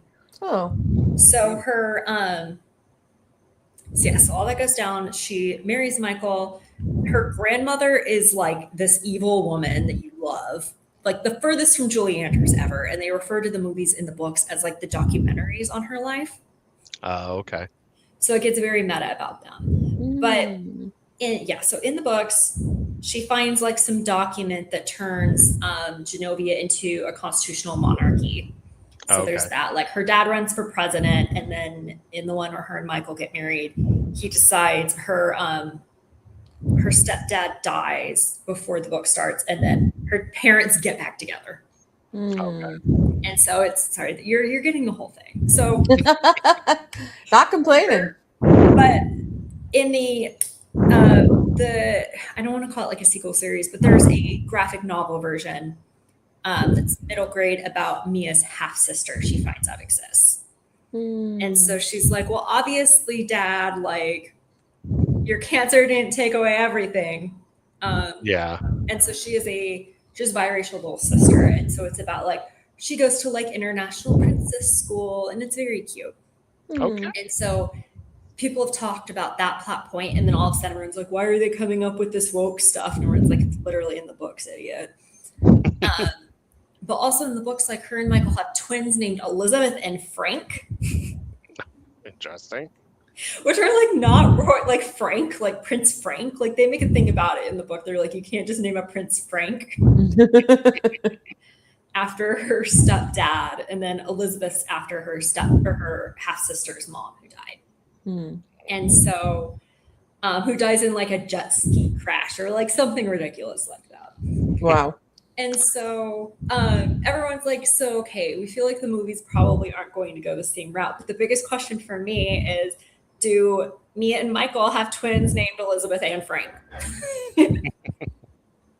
Like that's the big thing. Like, are Elizabeth and Frank going to exist? And that's my stupid little thing. There's also a COVID novella because during the pandemic, Meg Habit from her Twitter account started live tweeting as if she was Princess Mia about how Genovia did immediate lockdown and like there was complete compliance and everything, and they never had a single COVID case. So make all boy moose go wah. Right? See, Genovia is perfect. Genovia is perfect. So it's interesting though, because like the first Princess Diaries movie is definitely a classic. The second one is just like so camp it works. And so what tone will the third one do? And is the audience going to be like adults who grew up on this? Or are they going to try to lean it towards YA a bit? Right. Speaking of franchises that need to die, Ice Age is coming out in February. How many times can they go extinct? Exactly. Right? Somehow, Sid the Sloth returned. Thank you, Poe Dameron. Lilo and Stitch 2, summer 2028. Angel's going to be in it. I didn't like the live action that much. New look at Gato, which is new Disney Pixar movie set for March 5th. That should be a lot of fun. I'm very excited for that one. Mhm. It looks really cute, It and does. it gives me like it's a completely different animation style and like setting and all of that, but it just gives me this like kind of Oliver and Company vibe where it's just like we're street cats, we got street smarts, Mixed with a little bit of Luca. we're in the Mixed with- mafia. yeah. Like I love it. I think it looks great. Like I'm excited for it. I'm always excited for an original Pixar film because Yes. everyone always complains about like, oh, all they do is sequels, blah blah blah blah blah. And like valid, but also like if you look at Pixar's releases from 2020 to now, the original releases outweigh the sequels and the threequels and whatever. It's like 8-1. Yeah, Like, it's yeah, and I don't think people seem to recognize that enough. yeah. But we're getting a lot of original Pixar fare We over are. the next couple of years. So yeah. Hext adds Jodie Foster and Walton Goggins to the cast, which is the new Disney Animation Studios film. Which I freaking love Walton Goggins anyway. Like he's playing a character named Beef Roger. He's a three-eyed green cat. He looks like I love him because he looks like a drug dealer. He kind of looks just like say, like, Duke with his- Weaselton. Yeah. With his name, he could be a Star Wars character. Oh, he's Every time I totally hear a his name, glupshitto. I'm like, new Star Wars Yeah. character just He's dropped. 100%. totally a glupshitto. Yeah. Zootopia 3 has been confirmed. Cool. Yeah. Frozen 3 is coming out in 2028, I believe. Oh, is it 2028? Oops. It's 2027 or 2028. It's one Okay. of the two. And it's going to have Anna marrying Kristoff. And apparently Olaf catches a bouquet and says, I'm going to marry the next person I meet. And then it's the villain of the movie. And he says, nope, I'm going to marry the following person. Mhm. Well, I will say that an abundance of sequels is actually a known recession indicator. True. True. All Yep. right. Yeah. Let's get to parks news for the final half hour of our show. Or AKA, this could have been an email, according to Katrina and I. Yeah. The most exciting thing to me was actually the Imagineering story is coming back for a second season. Yeah. I love the Imagineering story so much. It's so good. Mhm. Have you watched that, B? No, I told you, my goal now is to Okay. watch. Yeah. Thanks. Watch that series. It's really good. awesome. It's so good. Mhm. And the book's incredible too. Like the book's absolutely incredible. This panel was hosted by Neil Patrick Harris, who joked that in 24 months he was going to become CEO of the Walt Disney Company after Josh D'Amaro did it 2 years ago.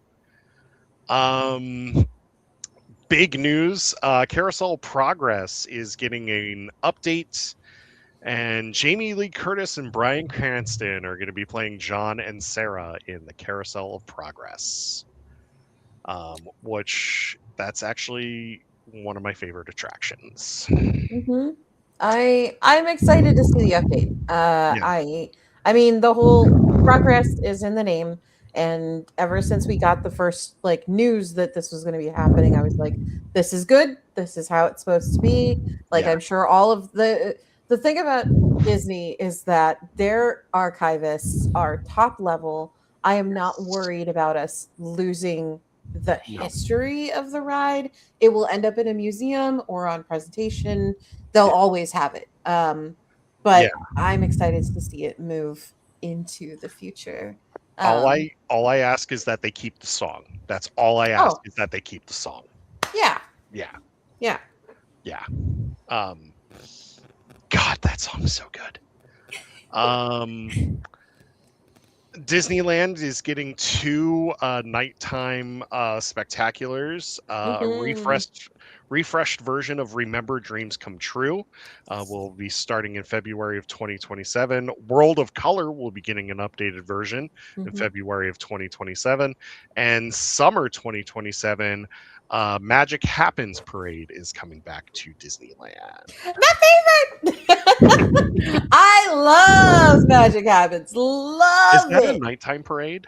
I have seen it start in the day, so I don't think Okay. it's like a nighttime necessarily Okay. parade. First off, the song is like super addicting. Oh, Love, it love, is. love it. It is. And I love the costumes, the dancers, and the Yeah. just it's one I of my absolute favorites. I've never been, but I've seen videos of it. It's awesome. Of like the new generation of Disney parades, Magic Happens and like Better Together, I think have like the best songs for I could Starlight's listen. pretty good. Starlight is also good. I haven't seen Starlight in real life. But hopefully next year when Tropical Americas opens, I have an excuse to go to Walt Disney Yeah. World again, so I might do a day over at Do Magic do Kingdom. do the Starlight Yes. Happily Ever After combo. You'll be in Yeah. tears. Nice. Oh, I'm Yeah. excited. I am definitely a parade crier. So, yeah. Disneyland Paris and Tokyo Disneyland are getting updates of Space Mountain. The Paris ride is going to be the original Jules Verne inspired ride again. Yes. And Yes. then Tokyo Space Mountain is called Space Mountain Earthrise. Yeah. I am the only thing I am sad about when it comes to this news is that we don't have a release date for when either of these are happening. And very selfishly, I would like the Tokyo Disneyland Space Mountain to be done by the time I go to Tokyo Disneyland. So I would very much like a day or a season for opening so that I can plan my trip accordingly. Because Yes. yeah, I love the Disneyland Space Mountain. It has been my Space Mountain for like 15 years, 16 years now. I haven't been back to Walt Disney World Space Mountain in a while, but like I've only been stateside when it comes to Space Mountains. So and the way this one looks, like It the looks preview. cool. Yeah, the preview art has been gorgeous. It's going to completely refurbish that area. I have been watching a lot of Tokyo Disneyland and Disney Sea walkthroughs recently because I've been hitting the Escape! treadmill. Yeah, because I've been hitting the treadmill and getting my steps in, so I just put on like theme park walkthroughs and just kind of get used to the layout. And the most recent ones for Tokyo Disneyland, like that Tomorrowland area, it's just very sad right It now. is. Yeah. And that refresh is going to be beautiful. I'm really excited for it. So Yes. Mhm. It looks cool. B, thoughts so far? I love a good Space Mountain. Yeah, there you go. Spaceship Earth is getting a refresh update, but I thought that we already had one, but apparently we're getting another one. We'll Who see. knows? Most Disney announcements, especially for theme parks, is like when I see them building the thing, I Yeah. will believe it is As, happening. as soon as I see the shrubs in front of Spaceship Earth, I'll know. Yeah. Yeah. Yeah. Yes. God. I mean, it needs it. I would love to It see does. a Spaceship Earth update. Obviously, please leave Come our on. beloved lady scientist in the Yes, update. But I like, agree. yeah. But otherwise, And I mean, Judy it's been the Dench. same since I was a kid, right? Like, Yeah. so you know. Also, you can't get rid of the Phoenicians. Like, you have to thank the Phoenicians. It's the best part of the ride. Mm-hmm. Yeah, so Spaceship Earth is getting an update. Who knows? Oh my God, here's another one. God, Disco Yeti is going away at Animal Kingdom. They're finally fixing the damn Yeti after 20 years. Here's how I feel. I mean, this announcement highlighted my problem with this whole panel. Like, Yeah. if you guys are cool with me stopping here and doing a Yeah, little go mini ahead. rant. Yeah. So, So my issue with this entire panel was one, people paid a premium to go to the Honda Center. And if I was one of those people who bought those tickets, I would have probably been really angry. And I'm Yeah. sure that a bunch of Disney influencers who had like a bunch of nice times and got to meet celebrities and stuff will argue with me and say that there was nothing wrong with this panel. But I mean, it's less that there weren't new things. I wanted updates with fiber. I wanted like real looks at things, but this kind of update on a massive stage, like, oh, we're fixing the Yeti, like it could have been a blog post. It could have been a Disney Imagineering video to say, like, we're fixing the Yeti. Here's some concept art. Here's how we're going to do it. Here's a closer look at like what our plans are. I think making it a feature would have been cool. I think it has no place at the Horizons presentation that they broadcasted live on D23 and made people pay extra money for to go into. So I'm curious if like they had something, I hate to be like something real that like fell through or the timeline changed last minute and they were like, oh shit, what do we do? Bring in the Yeti. Yeah. Yeah. Because like it does kind of feel like you pulled someone up from the minors because like your pitcher got injured. Yeah. Yeah. And so I do wonder if like something wound up being like, whoa, whoa, whoa, we can't do that one yet, or something happened. Or I mean, maybe it was just they needed to fill time and didn't actually have a plan until after they'd already plopped it on. There was so much time filling in this panel too. Like I'm used to like, you know, songs, musical presentations, celebrity guests, blah blah blah. Yes, that has a place at these parks panels. It's always been that way, but like it just feels like so much of this was let's really lean into the like musical presentations. Let's really lean into all of this other stuff instead of talking about the parks because things aren't as far along as they should be. And I don't know. My overall feeling after watching like this presentation is like maybe we should add another year in between D23s. Like maybe it needs to be triennial because 3 years is enough time for Imagineers to get something like really done physically that we can see. And I don't know. Like I mean, they did it for Galaxy's Edge. Like they took a long time with that. And you're right. Like the musical performances were very cringe. Especially when they brought Sheryl Crow out for the Cars stuff. And I love Cars. You know me, like I love Cars. Yeah. But I think the weirdest thing to me, and this is skipping ahead, we'll skip back in a bit. The funniest thing at the end of the day to me was one, Beck is a Scientologist, so screw him. But two, when he ended the panel and he was still singing and they did a wide shot. I don't know if you have to watch this. Yeah. They pull a wide shot of the Honda Center and half of the audience is gone. Like they are leaving. Bad. It is really bad. And like they cut back like really fast.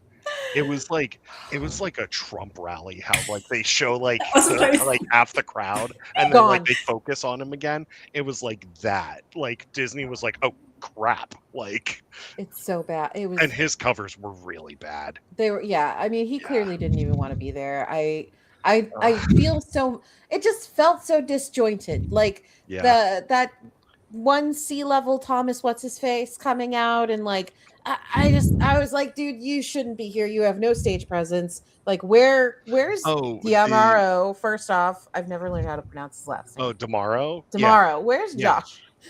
Yeah, exactly. I just want Josh to come out and do 30 minutes of like, here's what we're doing instead of all this. Iger used to do that. Iger used to do that. So yeah, Hong Kong Disneyland is getting an Avengers Pavilion. That's going to have a Quinjet. And it's going to have, some Avengers stuff. Friendly Neighborhood Spider-Man Land is happening at Shanghai Disney. It does. And I love that they're incorporating web in it too.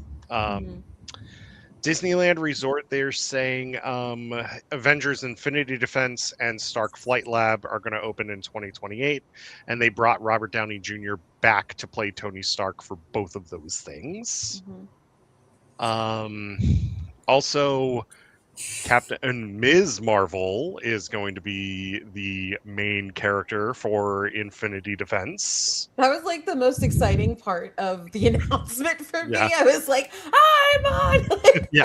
Amon's back. Yes. Thank God. The next CEO of Marvel is going to be in this ride. Like, I'm very Honestly, excited she to see will her. take over after Feige.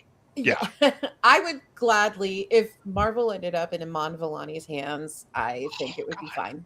She knows comics. Yeah. Yeah, sure, it's comics now. Like, Yeah. let her do everything. Yeah. I'm very excited about these rides. In my trips to Disneyland and Disney California Adventure, I've been watching that come up. I have cast member friends who work in the Marvel area who have been very gracious about like sending progress photos. Like the canopy just went up, Yep. I think 2 weeks ago over Stark Flight Labs. I was hoping to see a little more, but you know, I mean, Imagineers, it's not their freaking fault that these big like corporate events happen every 2 years. Like they're doing the best they can. I get it, but like I was hoping to see a little bit more from what we were getting there. Yeah, I agree.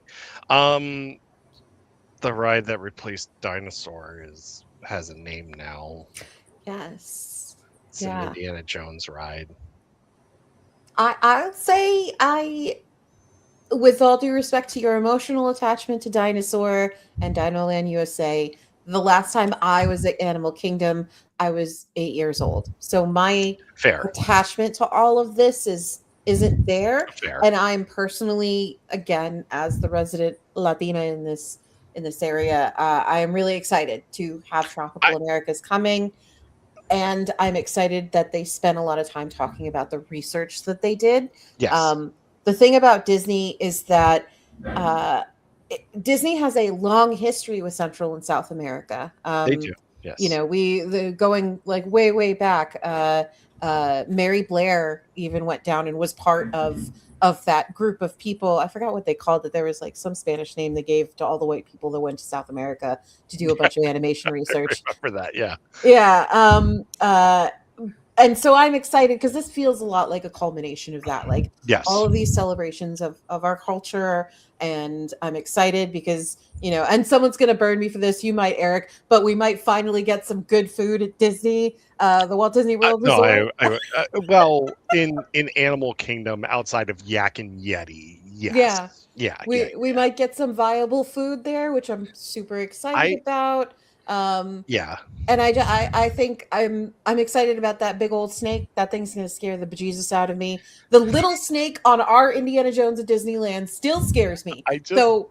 It's just gonna be the Carnotaur from Dinosaur, just revamped as the snake. That's it's just our and it's the snake from our Indiana Jones. But I'm excited for another. I'm never gonna say no to an indie ride. You know, like that's. Get it. And that ride system is familiar to me. I'm excited to see what they do with it. But but it is certainly the less exciting ride in the area. I agree. And going to that, I will say this. Like I feel like Indiana Jones could have been inserted like in that area, and you could have kept Dinoland and Dinosaur and done like Indiana Jones and the Tropical Americas to go with it. I'm more excited for Encanto than I am Indiana Jones, honestly. Yeah, I am super hyped. Yeah. Encanto is near and dear to my heart. Such a great movie. Yeah, not only culturally, not only because it's a great movie, but I did work on the marketing campaign for Encanto. That was my big COVID project. Was I was sitting in my living room on my desk working on the marketing campaign for Encanto. And so anything involving Encanto excites me. I'm also really excited for. So this ride system looks a lot like Rise of the Resistance, but there are some new patents that the Imagineers took out. So they're going to be kind of upgrading on that and building on that. And I'm always excited to see when that happens, that, you know, this thing that we have that's really successful is great. And what else can we do with it? So yeah, I'm excited. And here's a look actually at the stairwell Yes. for it. And you go to Antonio's room on his gift day. Mm-hmm. I'm really excited for this one. I think it's just going to be a beautiful experience. Plus they got the cast back for it too. Yes. They Yeah. got the entire cast back. Yeah. Next up, Coco ride coming to California Adventure. I'm very excited about this one. Also a personal. Also, B, if I am yapping, please stop No, me. seriously, go at it. I'm very excited about this one. So one, I'm loving your joy. Yeah. I can't wait. I'm so freaking hyped. Like, this is going to be really great. We've been watching it come up over the last year. Yeah. Fresh Baked has been doing some great updates on it, which I really appreciate. Over on YouTube, Fresh Baked. But I am personally excited for it because at D23 this year, there was a setup where you could like write down your favorite Disney memory on a card and put it in there. I loved this. I loved it. And it's going to be buried in the foundation of this ride. So it'll be part of it forever. So I asked my friend Sabina to write down one of my Disney memories. Last year, I brought my dad to Disneyland and we did like the whole shebang. I took him to Galaxy's Edge. He got me into Star Wars. So I took him there. He built his lightsaber. It was very emotional. And so I asked her to put our memory and our names into the box, and she did. So my family will be part of this forever and ever and ever. And that means so much to me. I really can't wait for this ride. And it just looks great. Yeah, like, it looks so good. It does. And they said that this one's going to be kind of on the same track system as Rise of the Resistance as well. Is it? I thought it was. Well, this one's a boat ride. No, yeah, that's right. This is a boat ride. This is a boat ride, yeah. I think they had mentioned something about like not the same track system, but a very similar one to the Disneyland Pirates of the Caribbean. Yeah. So yeah, with the 2 drops. Yeah, a couple drops and they said no height requirement for this ride, as well as no height requirement for Encanto. Lion King log flume ride at Disneyland Paris. Okay, cool. Does Star throw you off this one? Like, I'm trying to figure out how that works. Like, you get to the top. Star literally kills you. And it says, "Long live the king." Long live the king! Splash. It's the Tiana ride system from what I've noticed and what I've seen, like different scenes built into it, which is fine and cool. I don't know if I'm going to be hightailing it to Paris just to see that. I'm not going to Paris for this. No. But I am glad that they decided to go with the traditional styling of the animated Lion King and not the modern real life Lion King, because I'll be honest with you, the only person I know, may she rest in peace, who loved the live action Lion King movie was my fiance's cat, Luna, who watched it all the way through and loved it. Fair. That's but I'm here for the animated version. Sugar Rush is getting a ride at Disneyland, Tokyo Disneyland, which that's cool. I love Sugar Rush. I think it's a similar ride system to Buzz Lightyear. So you'll be going through. You got to stop a villain, go some pew pews, and call it a day. This one coming up is going to be like probably my favorite ride at Magic Kingdom after it opens. Nice. Miss Fritter is ready to stir up some trouble at Magic Kingdom. Okay, I'm going to go on a little rant here. I love Cars 3. I think it's a fantastic movie. The original is still the best, but Cars 3 is just so amazing. This woman right here is hands down the funniest character in Cars 3. She is a demolition derby school bus. Oh my gosh. It's amazing. And especially when Lightning and Cruz enter the demolition derby and the one track worker says, "Watch your language, it's kids night." It's the best. So I am excited for this ride. Just because I get to see Miss Fritter. I'm excited for it too. So there are a lot of ride systems that are being repeated and stuff, but I expected one to be like our kids ride because Miss Fritter, but also it's kind of the similar to Is this the Casa de Luigi one?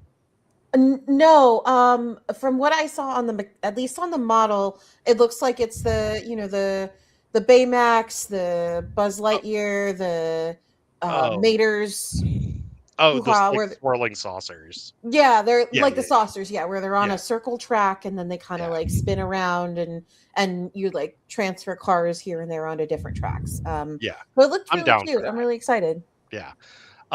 We got another look at Piston Peak. Yes. This is Cars Ridge Run Rally, which I can't wait for this one either. This is going to be awesome. This is probably not worth a 2-hour wait, but it's going to be awesome. Get in the single rider, man. That's what I do for Radiator Springs. Like, and that is like the thing about Cars Land is that I had not seen Cars before I went to Cars Land. And I went to Cars Land. I got the full treatment. Like I got to ride on a very low crowd day. So I got to do Radiator Springs, which changed my life. I got to do Luigi's, which is incredible. Like I got to watch the place light up at sunset, which is like the thing you have to do if you go to look at me. The thing you have to do if you go to California Adventure is you need to be in Cars Land at sunset because it will change your life and you will have a religious experience. I want to do it so bad. I want to do it so bad. It's amazing. And so then I watched all of Cars. Like I went home and I was like, well, I'm gonna watch every single movie. Do you know where Piston Peak is from? Remind me. Planes. Didn't watch that. So it's from Planes Fire and Rescue, which is the second one, and it's a Cars spin-off series. Oh. So I'm really hoping that there's some Planes Easter eggs. Like I would love to see like Dusty Crophopper mentioned, something like that. Because like one of the big things in Planes Fire and Rescue is Piston Peak is the primary location, and there are forest fires that happen in Piston Peak. So like I think it would be really cool like if they had like just a plaque that said like on this date like Dusty and like so and so like help stop this fire. Oh yeah. Like I think that would be really cool. That would be sweet. And I wouldn't put it past the Imagineers to do something like that because they do. There was so much detail in Cars Land, dude. Like I'm really excited to go back during like Halloween time because for Dia de los Muertos they do like there's a giant ofrenda that is put up and it's like super sentimental and super cute. So I wouldn't put it past them to do something like that. And what I'll say is that this ride system, like this track, looks amazing. It does. It's Radiator Springs on crack, dude. You go up and then you go down, and like I know that sounds very simplistic, but the action of doing that, like getting up the hill and having that be a big ride, like that, you aren't just like going straight up. It is leading you through like a story and geysers and stuff, and then you race down. And I'm very excited for it, and the model looks so cool. Yeah, when they pitched this in the stream, I was like, let's go. Yeah, let's freaking go. I'm down for this. My back will deal. Yeah. Yeah. If you think dinosaur cracks your ribs, this is going to crack your ribs.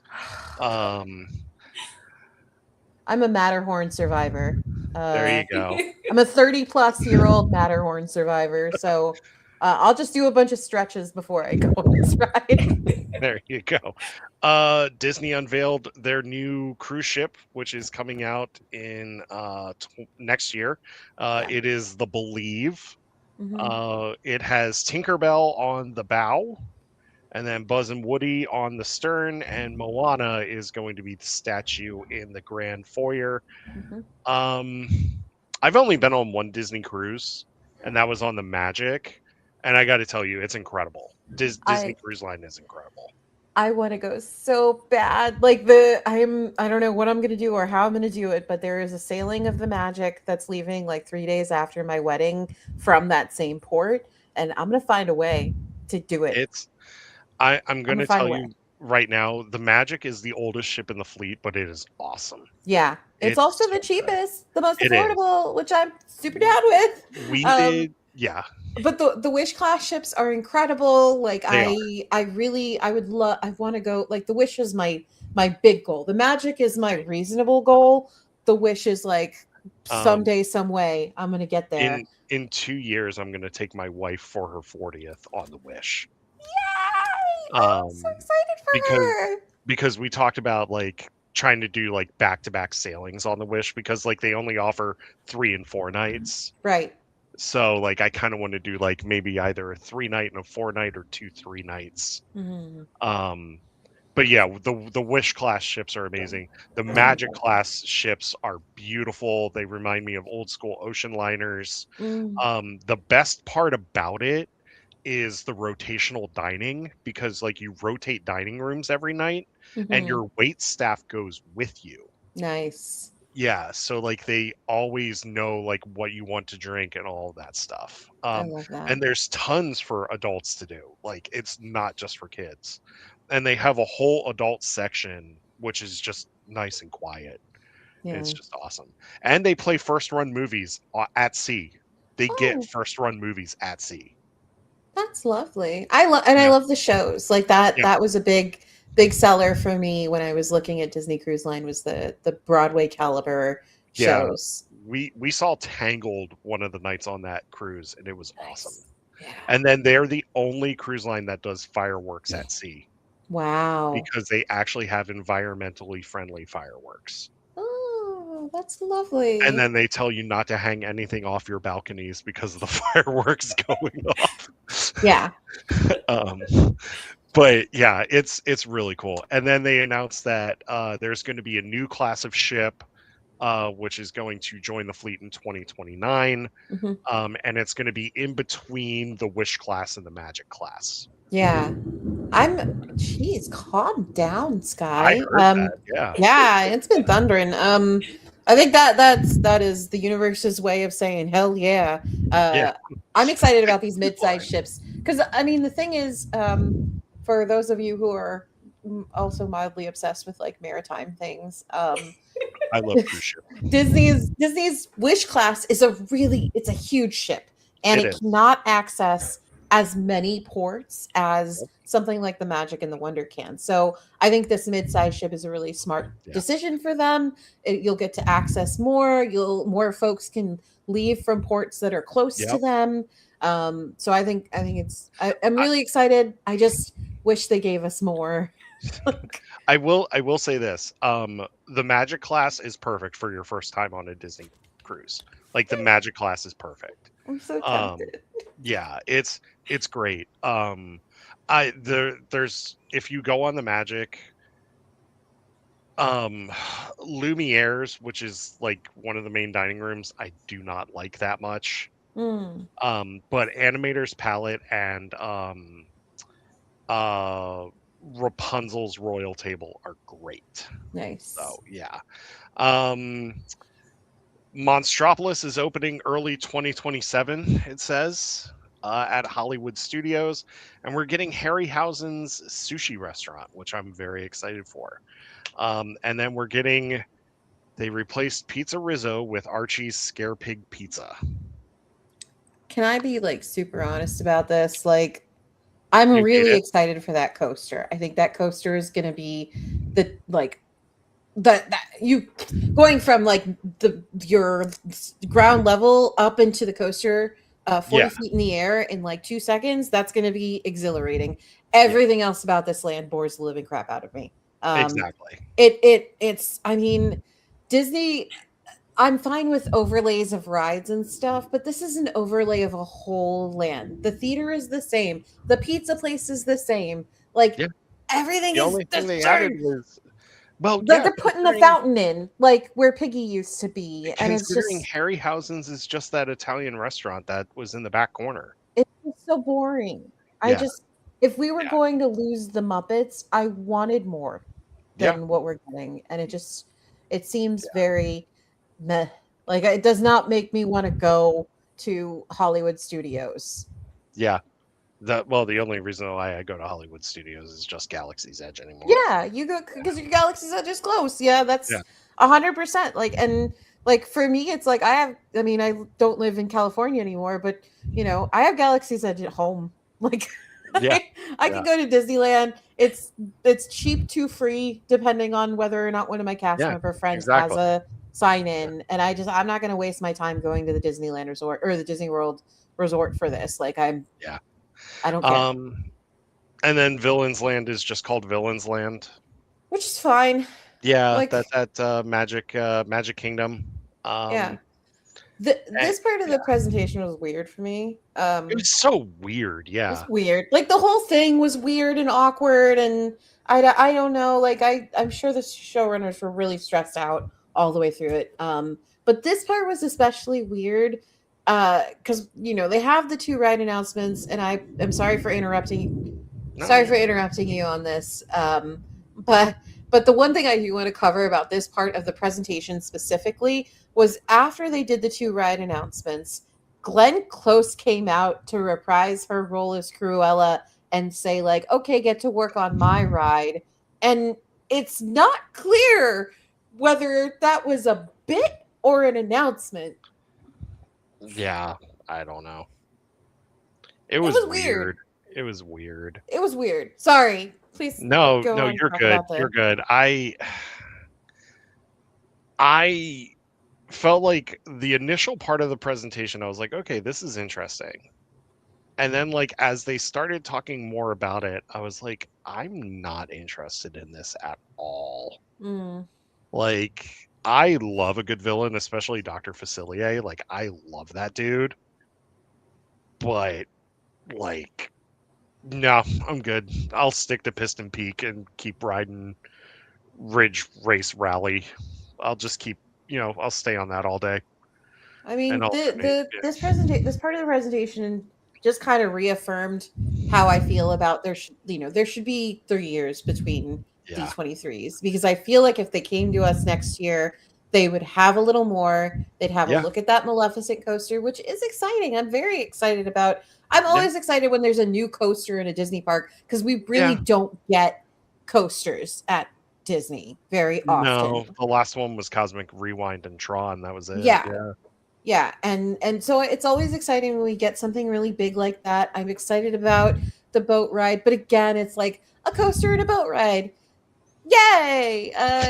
Like every Disney park now. Yeah, and I'm just like that's what we get all the time. But and I'm fine with, like, I know a lot of people made a scuff about the name, but the fact of the matter is, guys, every time they give something a name, we just call it blah land, right? Yeah, like, pretty much. We don't call Cars Land Radiator Springs. We call it Cars Land. We don't.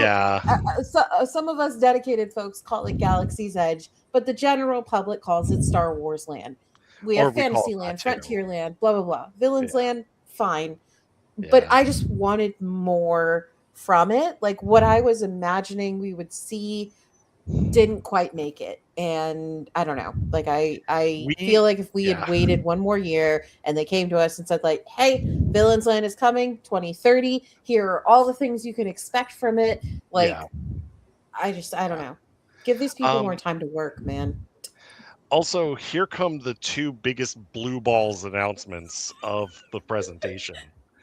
Tomorrowland being reimagined at Disneyland, where they could have said, hey, we're bringing People Mover back to Disneyland. They could have said anything, but they're like, "Oh, it's getting re-updated," and it's like, okay, well, what's happening? Well, it's When getting what? updated. Yeah, Okay, we're thinking how? about it. Like, Yeah, like, did you just blue sky this and was like, "Hey, Tomorrowland, we love it." yeah. Like, okay, what's happening? Well, you'll see. Oh, okay. Well, what's the plan? We have concepts of the plan. Like, So one thing I do want to note that the press was told after this presentation, as you may have noticed, Avatar Land was not part of this. Like Avatar yeah, DCA was not even mentioned. They have a model on the floor, and in the shareholders call, they were basically like, "No, no, no. We swear we are doing Avatar Land. We promise." I don't think Shareholders, they're getting it. no, I don't think we're getting it either No. because they then told the press after this presentation that they are prioritizing the development of Tomorrowland. They are Yeah. prioritizing an idea over something they have a model for. Yeah, that they Which haven't to broken me, ground on yet. yeah, to me that sounds like we're pushing Avatar Land back as much as we can until we can make it kind of like It'll that Mary Poppins ride we promised you guys at Epcot and just don't forget about it. no.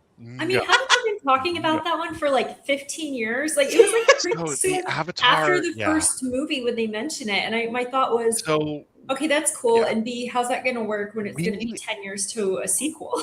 Yeah. we didn't get Pandora at Animal Kingdom until 2017. and I don't think look, as I've been in that space in DCA, it is Yeah. not big enough to contain an Avatar Land worth No. being at. It's Even not. I'm gonna say this right now, Katrina. The one at Animal Kingdom is not big enough either. Really? I mean I've never been, I but it mean, it's looked pretty big. big. It's big, but the thing is that you've only got 2 attractions. That's it. Yeah. One of them's Flight of Passage and Navi River Journey, and then you've got a quick service place and a gift shop. That's it. I don't this area of DCA is so small. It is a teeny tiny corner in like a corner in a corner of the California part of DCA. But And I don't think it's enough to hold an entire like a massive ride like that. Like the Mike and Sully ride is a very small. It is a teeny tiny yeah, ride and I don't think there's enough to spend all of that money and change all of that stuff just for okay. a teeny kind of it doesn't work for me. I don't like You it. know what? Bring You know back what the I'm gonna Hyperion. do? You know what I'm gonna tell you right now? What you do with that space? You turn it into the city from The Incredibles, and you go all in on Incredibles. Yeah. I mean, a lot of people have said Zootopia, but like, Yeah, Zootopia. Well, even Animal Kingdom should do Zootopia. yeah, I think Besides it would. being in the Tree of Life. That's like the whole point. Yeah. Like, I don't know. It's And not working for then me. And the fact that they're going like, yeah, we're going to focus on Tomorrowland, which is something that we barely have a sketch of, is telling me that they're buying their time until the shareholders forget it, and yeah. then they can go like, actually, we're not doing Avatar at all. And then this pissed me off. It's a sentence too. It was Neil Patrick Harris in Dreamfinder cosplay holding a puppet of Figment. That's it. And don't get me wrong, I friggin' love Journey into the Imagination. Yeah. Like, I love Figment. I love everything about that ride.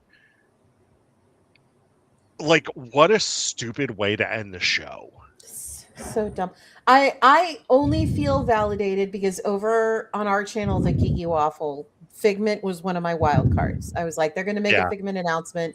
They've done so much Figment related stuff over the past couple of years. Like I knew it was coming, but the fact that it was like the last second of the show, and again, no release date, no timeline, no previews, just Figment Dreamfighter coming back. We're doing it. Like, so yeah, my thoughts on this, and B, you can back me up on this probably. It's like they threw spaghetti on the wall just to see what stuck. So my theory here was that they actually had something big that either fell through or got pushed back, Probably. and they needed to fill for time. Yeah, 100%. I'm. It I was mean, what a dumb way to end this. And I love Figment and I love Tomorrowland. Like I love those places and those rides, but come on. I mean, these are things that we've been asking for. Like we, as the Disney Parks fandom, have been asking for a long time. So it feels a little insulting that they just Yeah. kind of tagged it on the end of the show, and they're like, "We're thinking about Tomorrowland, and someday we'll do Figment and Dreamfinder, maybe, perhaps. I don't know." Well, Like, remember the big update we had for Journey into the Imagination was the friggin' meet and greet. that's true. I think just like my overall thoughts on this is I think one of the reasons that we as a fandom feel so strongly and so negatively about this presentation is that the last one was like Josh D'Amaro came out and he said Yeah. nothing here is blue sky. Everything here is happening. Yeah. And then this presentation was like, "Hey schlubs, do you like Figment? Well, here's someday you'll get it, maybe. Who cares? Here's Gloria Gaynor. Don't you like that? Here's Glenn Close, you idiots." Like, Well, also, okay. We're about to wrap this up because we're over 2 hours. But I have to talk about this real quick. They said in order to fix the damn Yeti, they had to pretty much remove the top of the fucking mountain at Expedition Everest to fix this damn thing. And now they're like, guess what? It's being fixed. And we're like, well, how are you going to fix it? It's being fixed. How are you going to fix it? It's being fixed. Stop answering my question with just it's being fixed. Like, tell me how the hell you're going to fix this damn thing. people paid money to be at the Honda Center for a maintenance update. It could have been an email. It's very much giving off the we laid off the person who was supposed to give this presentation. Yes. Pretty much. And this is what we found in their desk. I mean, Yes. if anything, you had fucking Joe Rohde there, who like I, built most of Animal Kingdom. And you could have had him come out and be like, hey, we figured out a way to fix the fucking Yeti. yeah. Pardon my language for dropping so many F-bombs, but No, I mean it's totally valid, and I mean these announcements didn't have any fiber; they were hollow announcements. yeah. If it was, "Hey, we're fixing the Yeti, and we're gonna give you a look at the tech. We're gonna give you a look inside the bones of it, so that you feel like you're there with us doing this and big important work." It was a stupid Thomas Kincaid-esque painting of the Yeti reaching out to the fucking train and then Gloria Gaynor singing I Will Survive in order to get rid of the damn Yeti. Like good on her for getting a paycheck, but like that it's just so unnecessary. Like the whole thing was so unnecessary. That, and then on top of, okay, there are two things because I got to go back to Cars real quick. There are two things. They had freaking Sheryl Crow come out to do like a brand new song for a Cars animated series on Disney Plus, which I'm like, okay, that's cool. And then she sang Real Gone, and she sounded horrible singing that, by the way. And then it reminds me of 2 years ago when they announced Cars Land at Magic Kingdom, and then Shabuzi came out to sing Life is a Highway.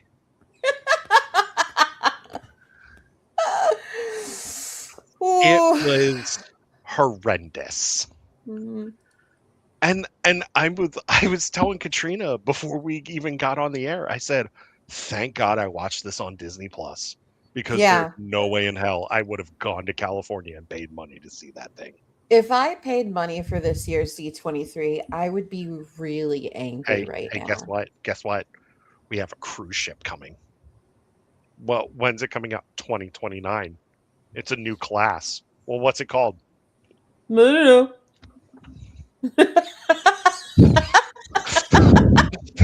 Like that's it? That's all you're gonna give us? New ship. Oh, God. Any other thoughts on D23, or I like to call it Disney Comic-Con that did not go well? Well, it's so funny because there was so much I was seeing, and we talked about like from Comic Con, everyone's like, "Oh, they're saving this. Yeah. They're saving it so they have a big announcement." And there was a bunch of nothing. Nope. The biggest announcement for parks was pretty much just the updates on Cars Land. That was it. Mm-hmm. And then like the update on the Coco and Tropical Americas, stuff like that. But Mm-hmm. that was it. And then movie wise, it was pretty much X-Men, and then some animated stuff. Like I much would have rather them stream the 30th anniversary Goofy movie panel on Disney Plus. Like I would have watched the hell out of that. Oh, Or the man. Percy Jackson. Well, they did stream the Percy Jackson panel. Yeah. They should have streamed what they filmed for Lizzie McGuire. They should have done that too. Yes. But like, okay, I'm gonna say this. I'm acquaintances with some Disney influencers, like Bibbidi Bobbidi Beard and I follow each other and stuff like that. And like, he's a great guy. I love that dude to death. He's fantastic. But like, just the influencers in general, like you could just tell like a lot of them were just phoning it in from this event. Yeah.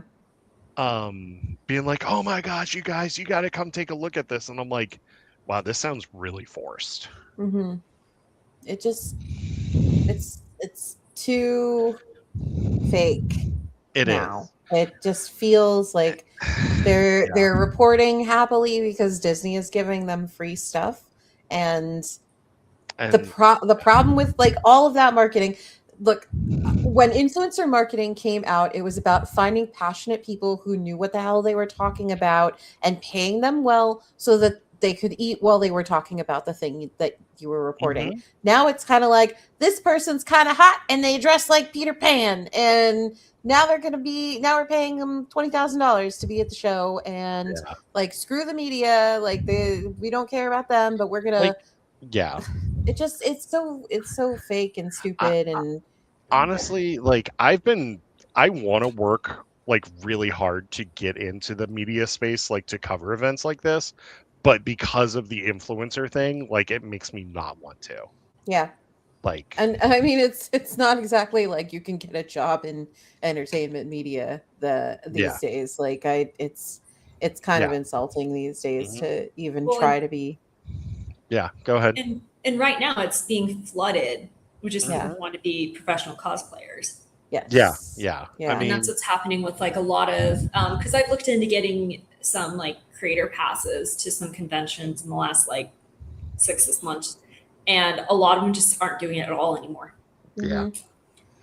And they have a little thing on their website saying they're not doing it, and from what I can tell, it's just like they're just getting inundated with cosplayers.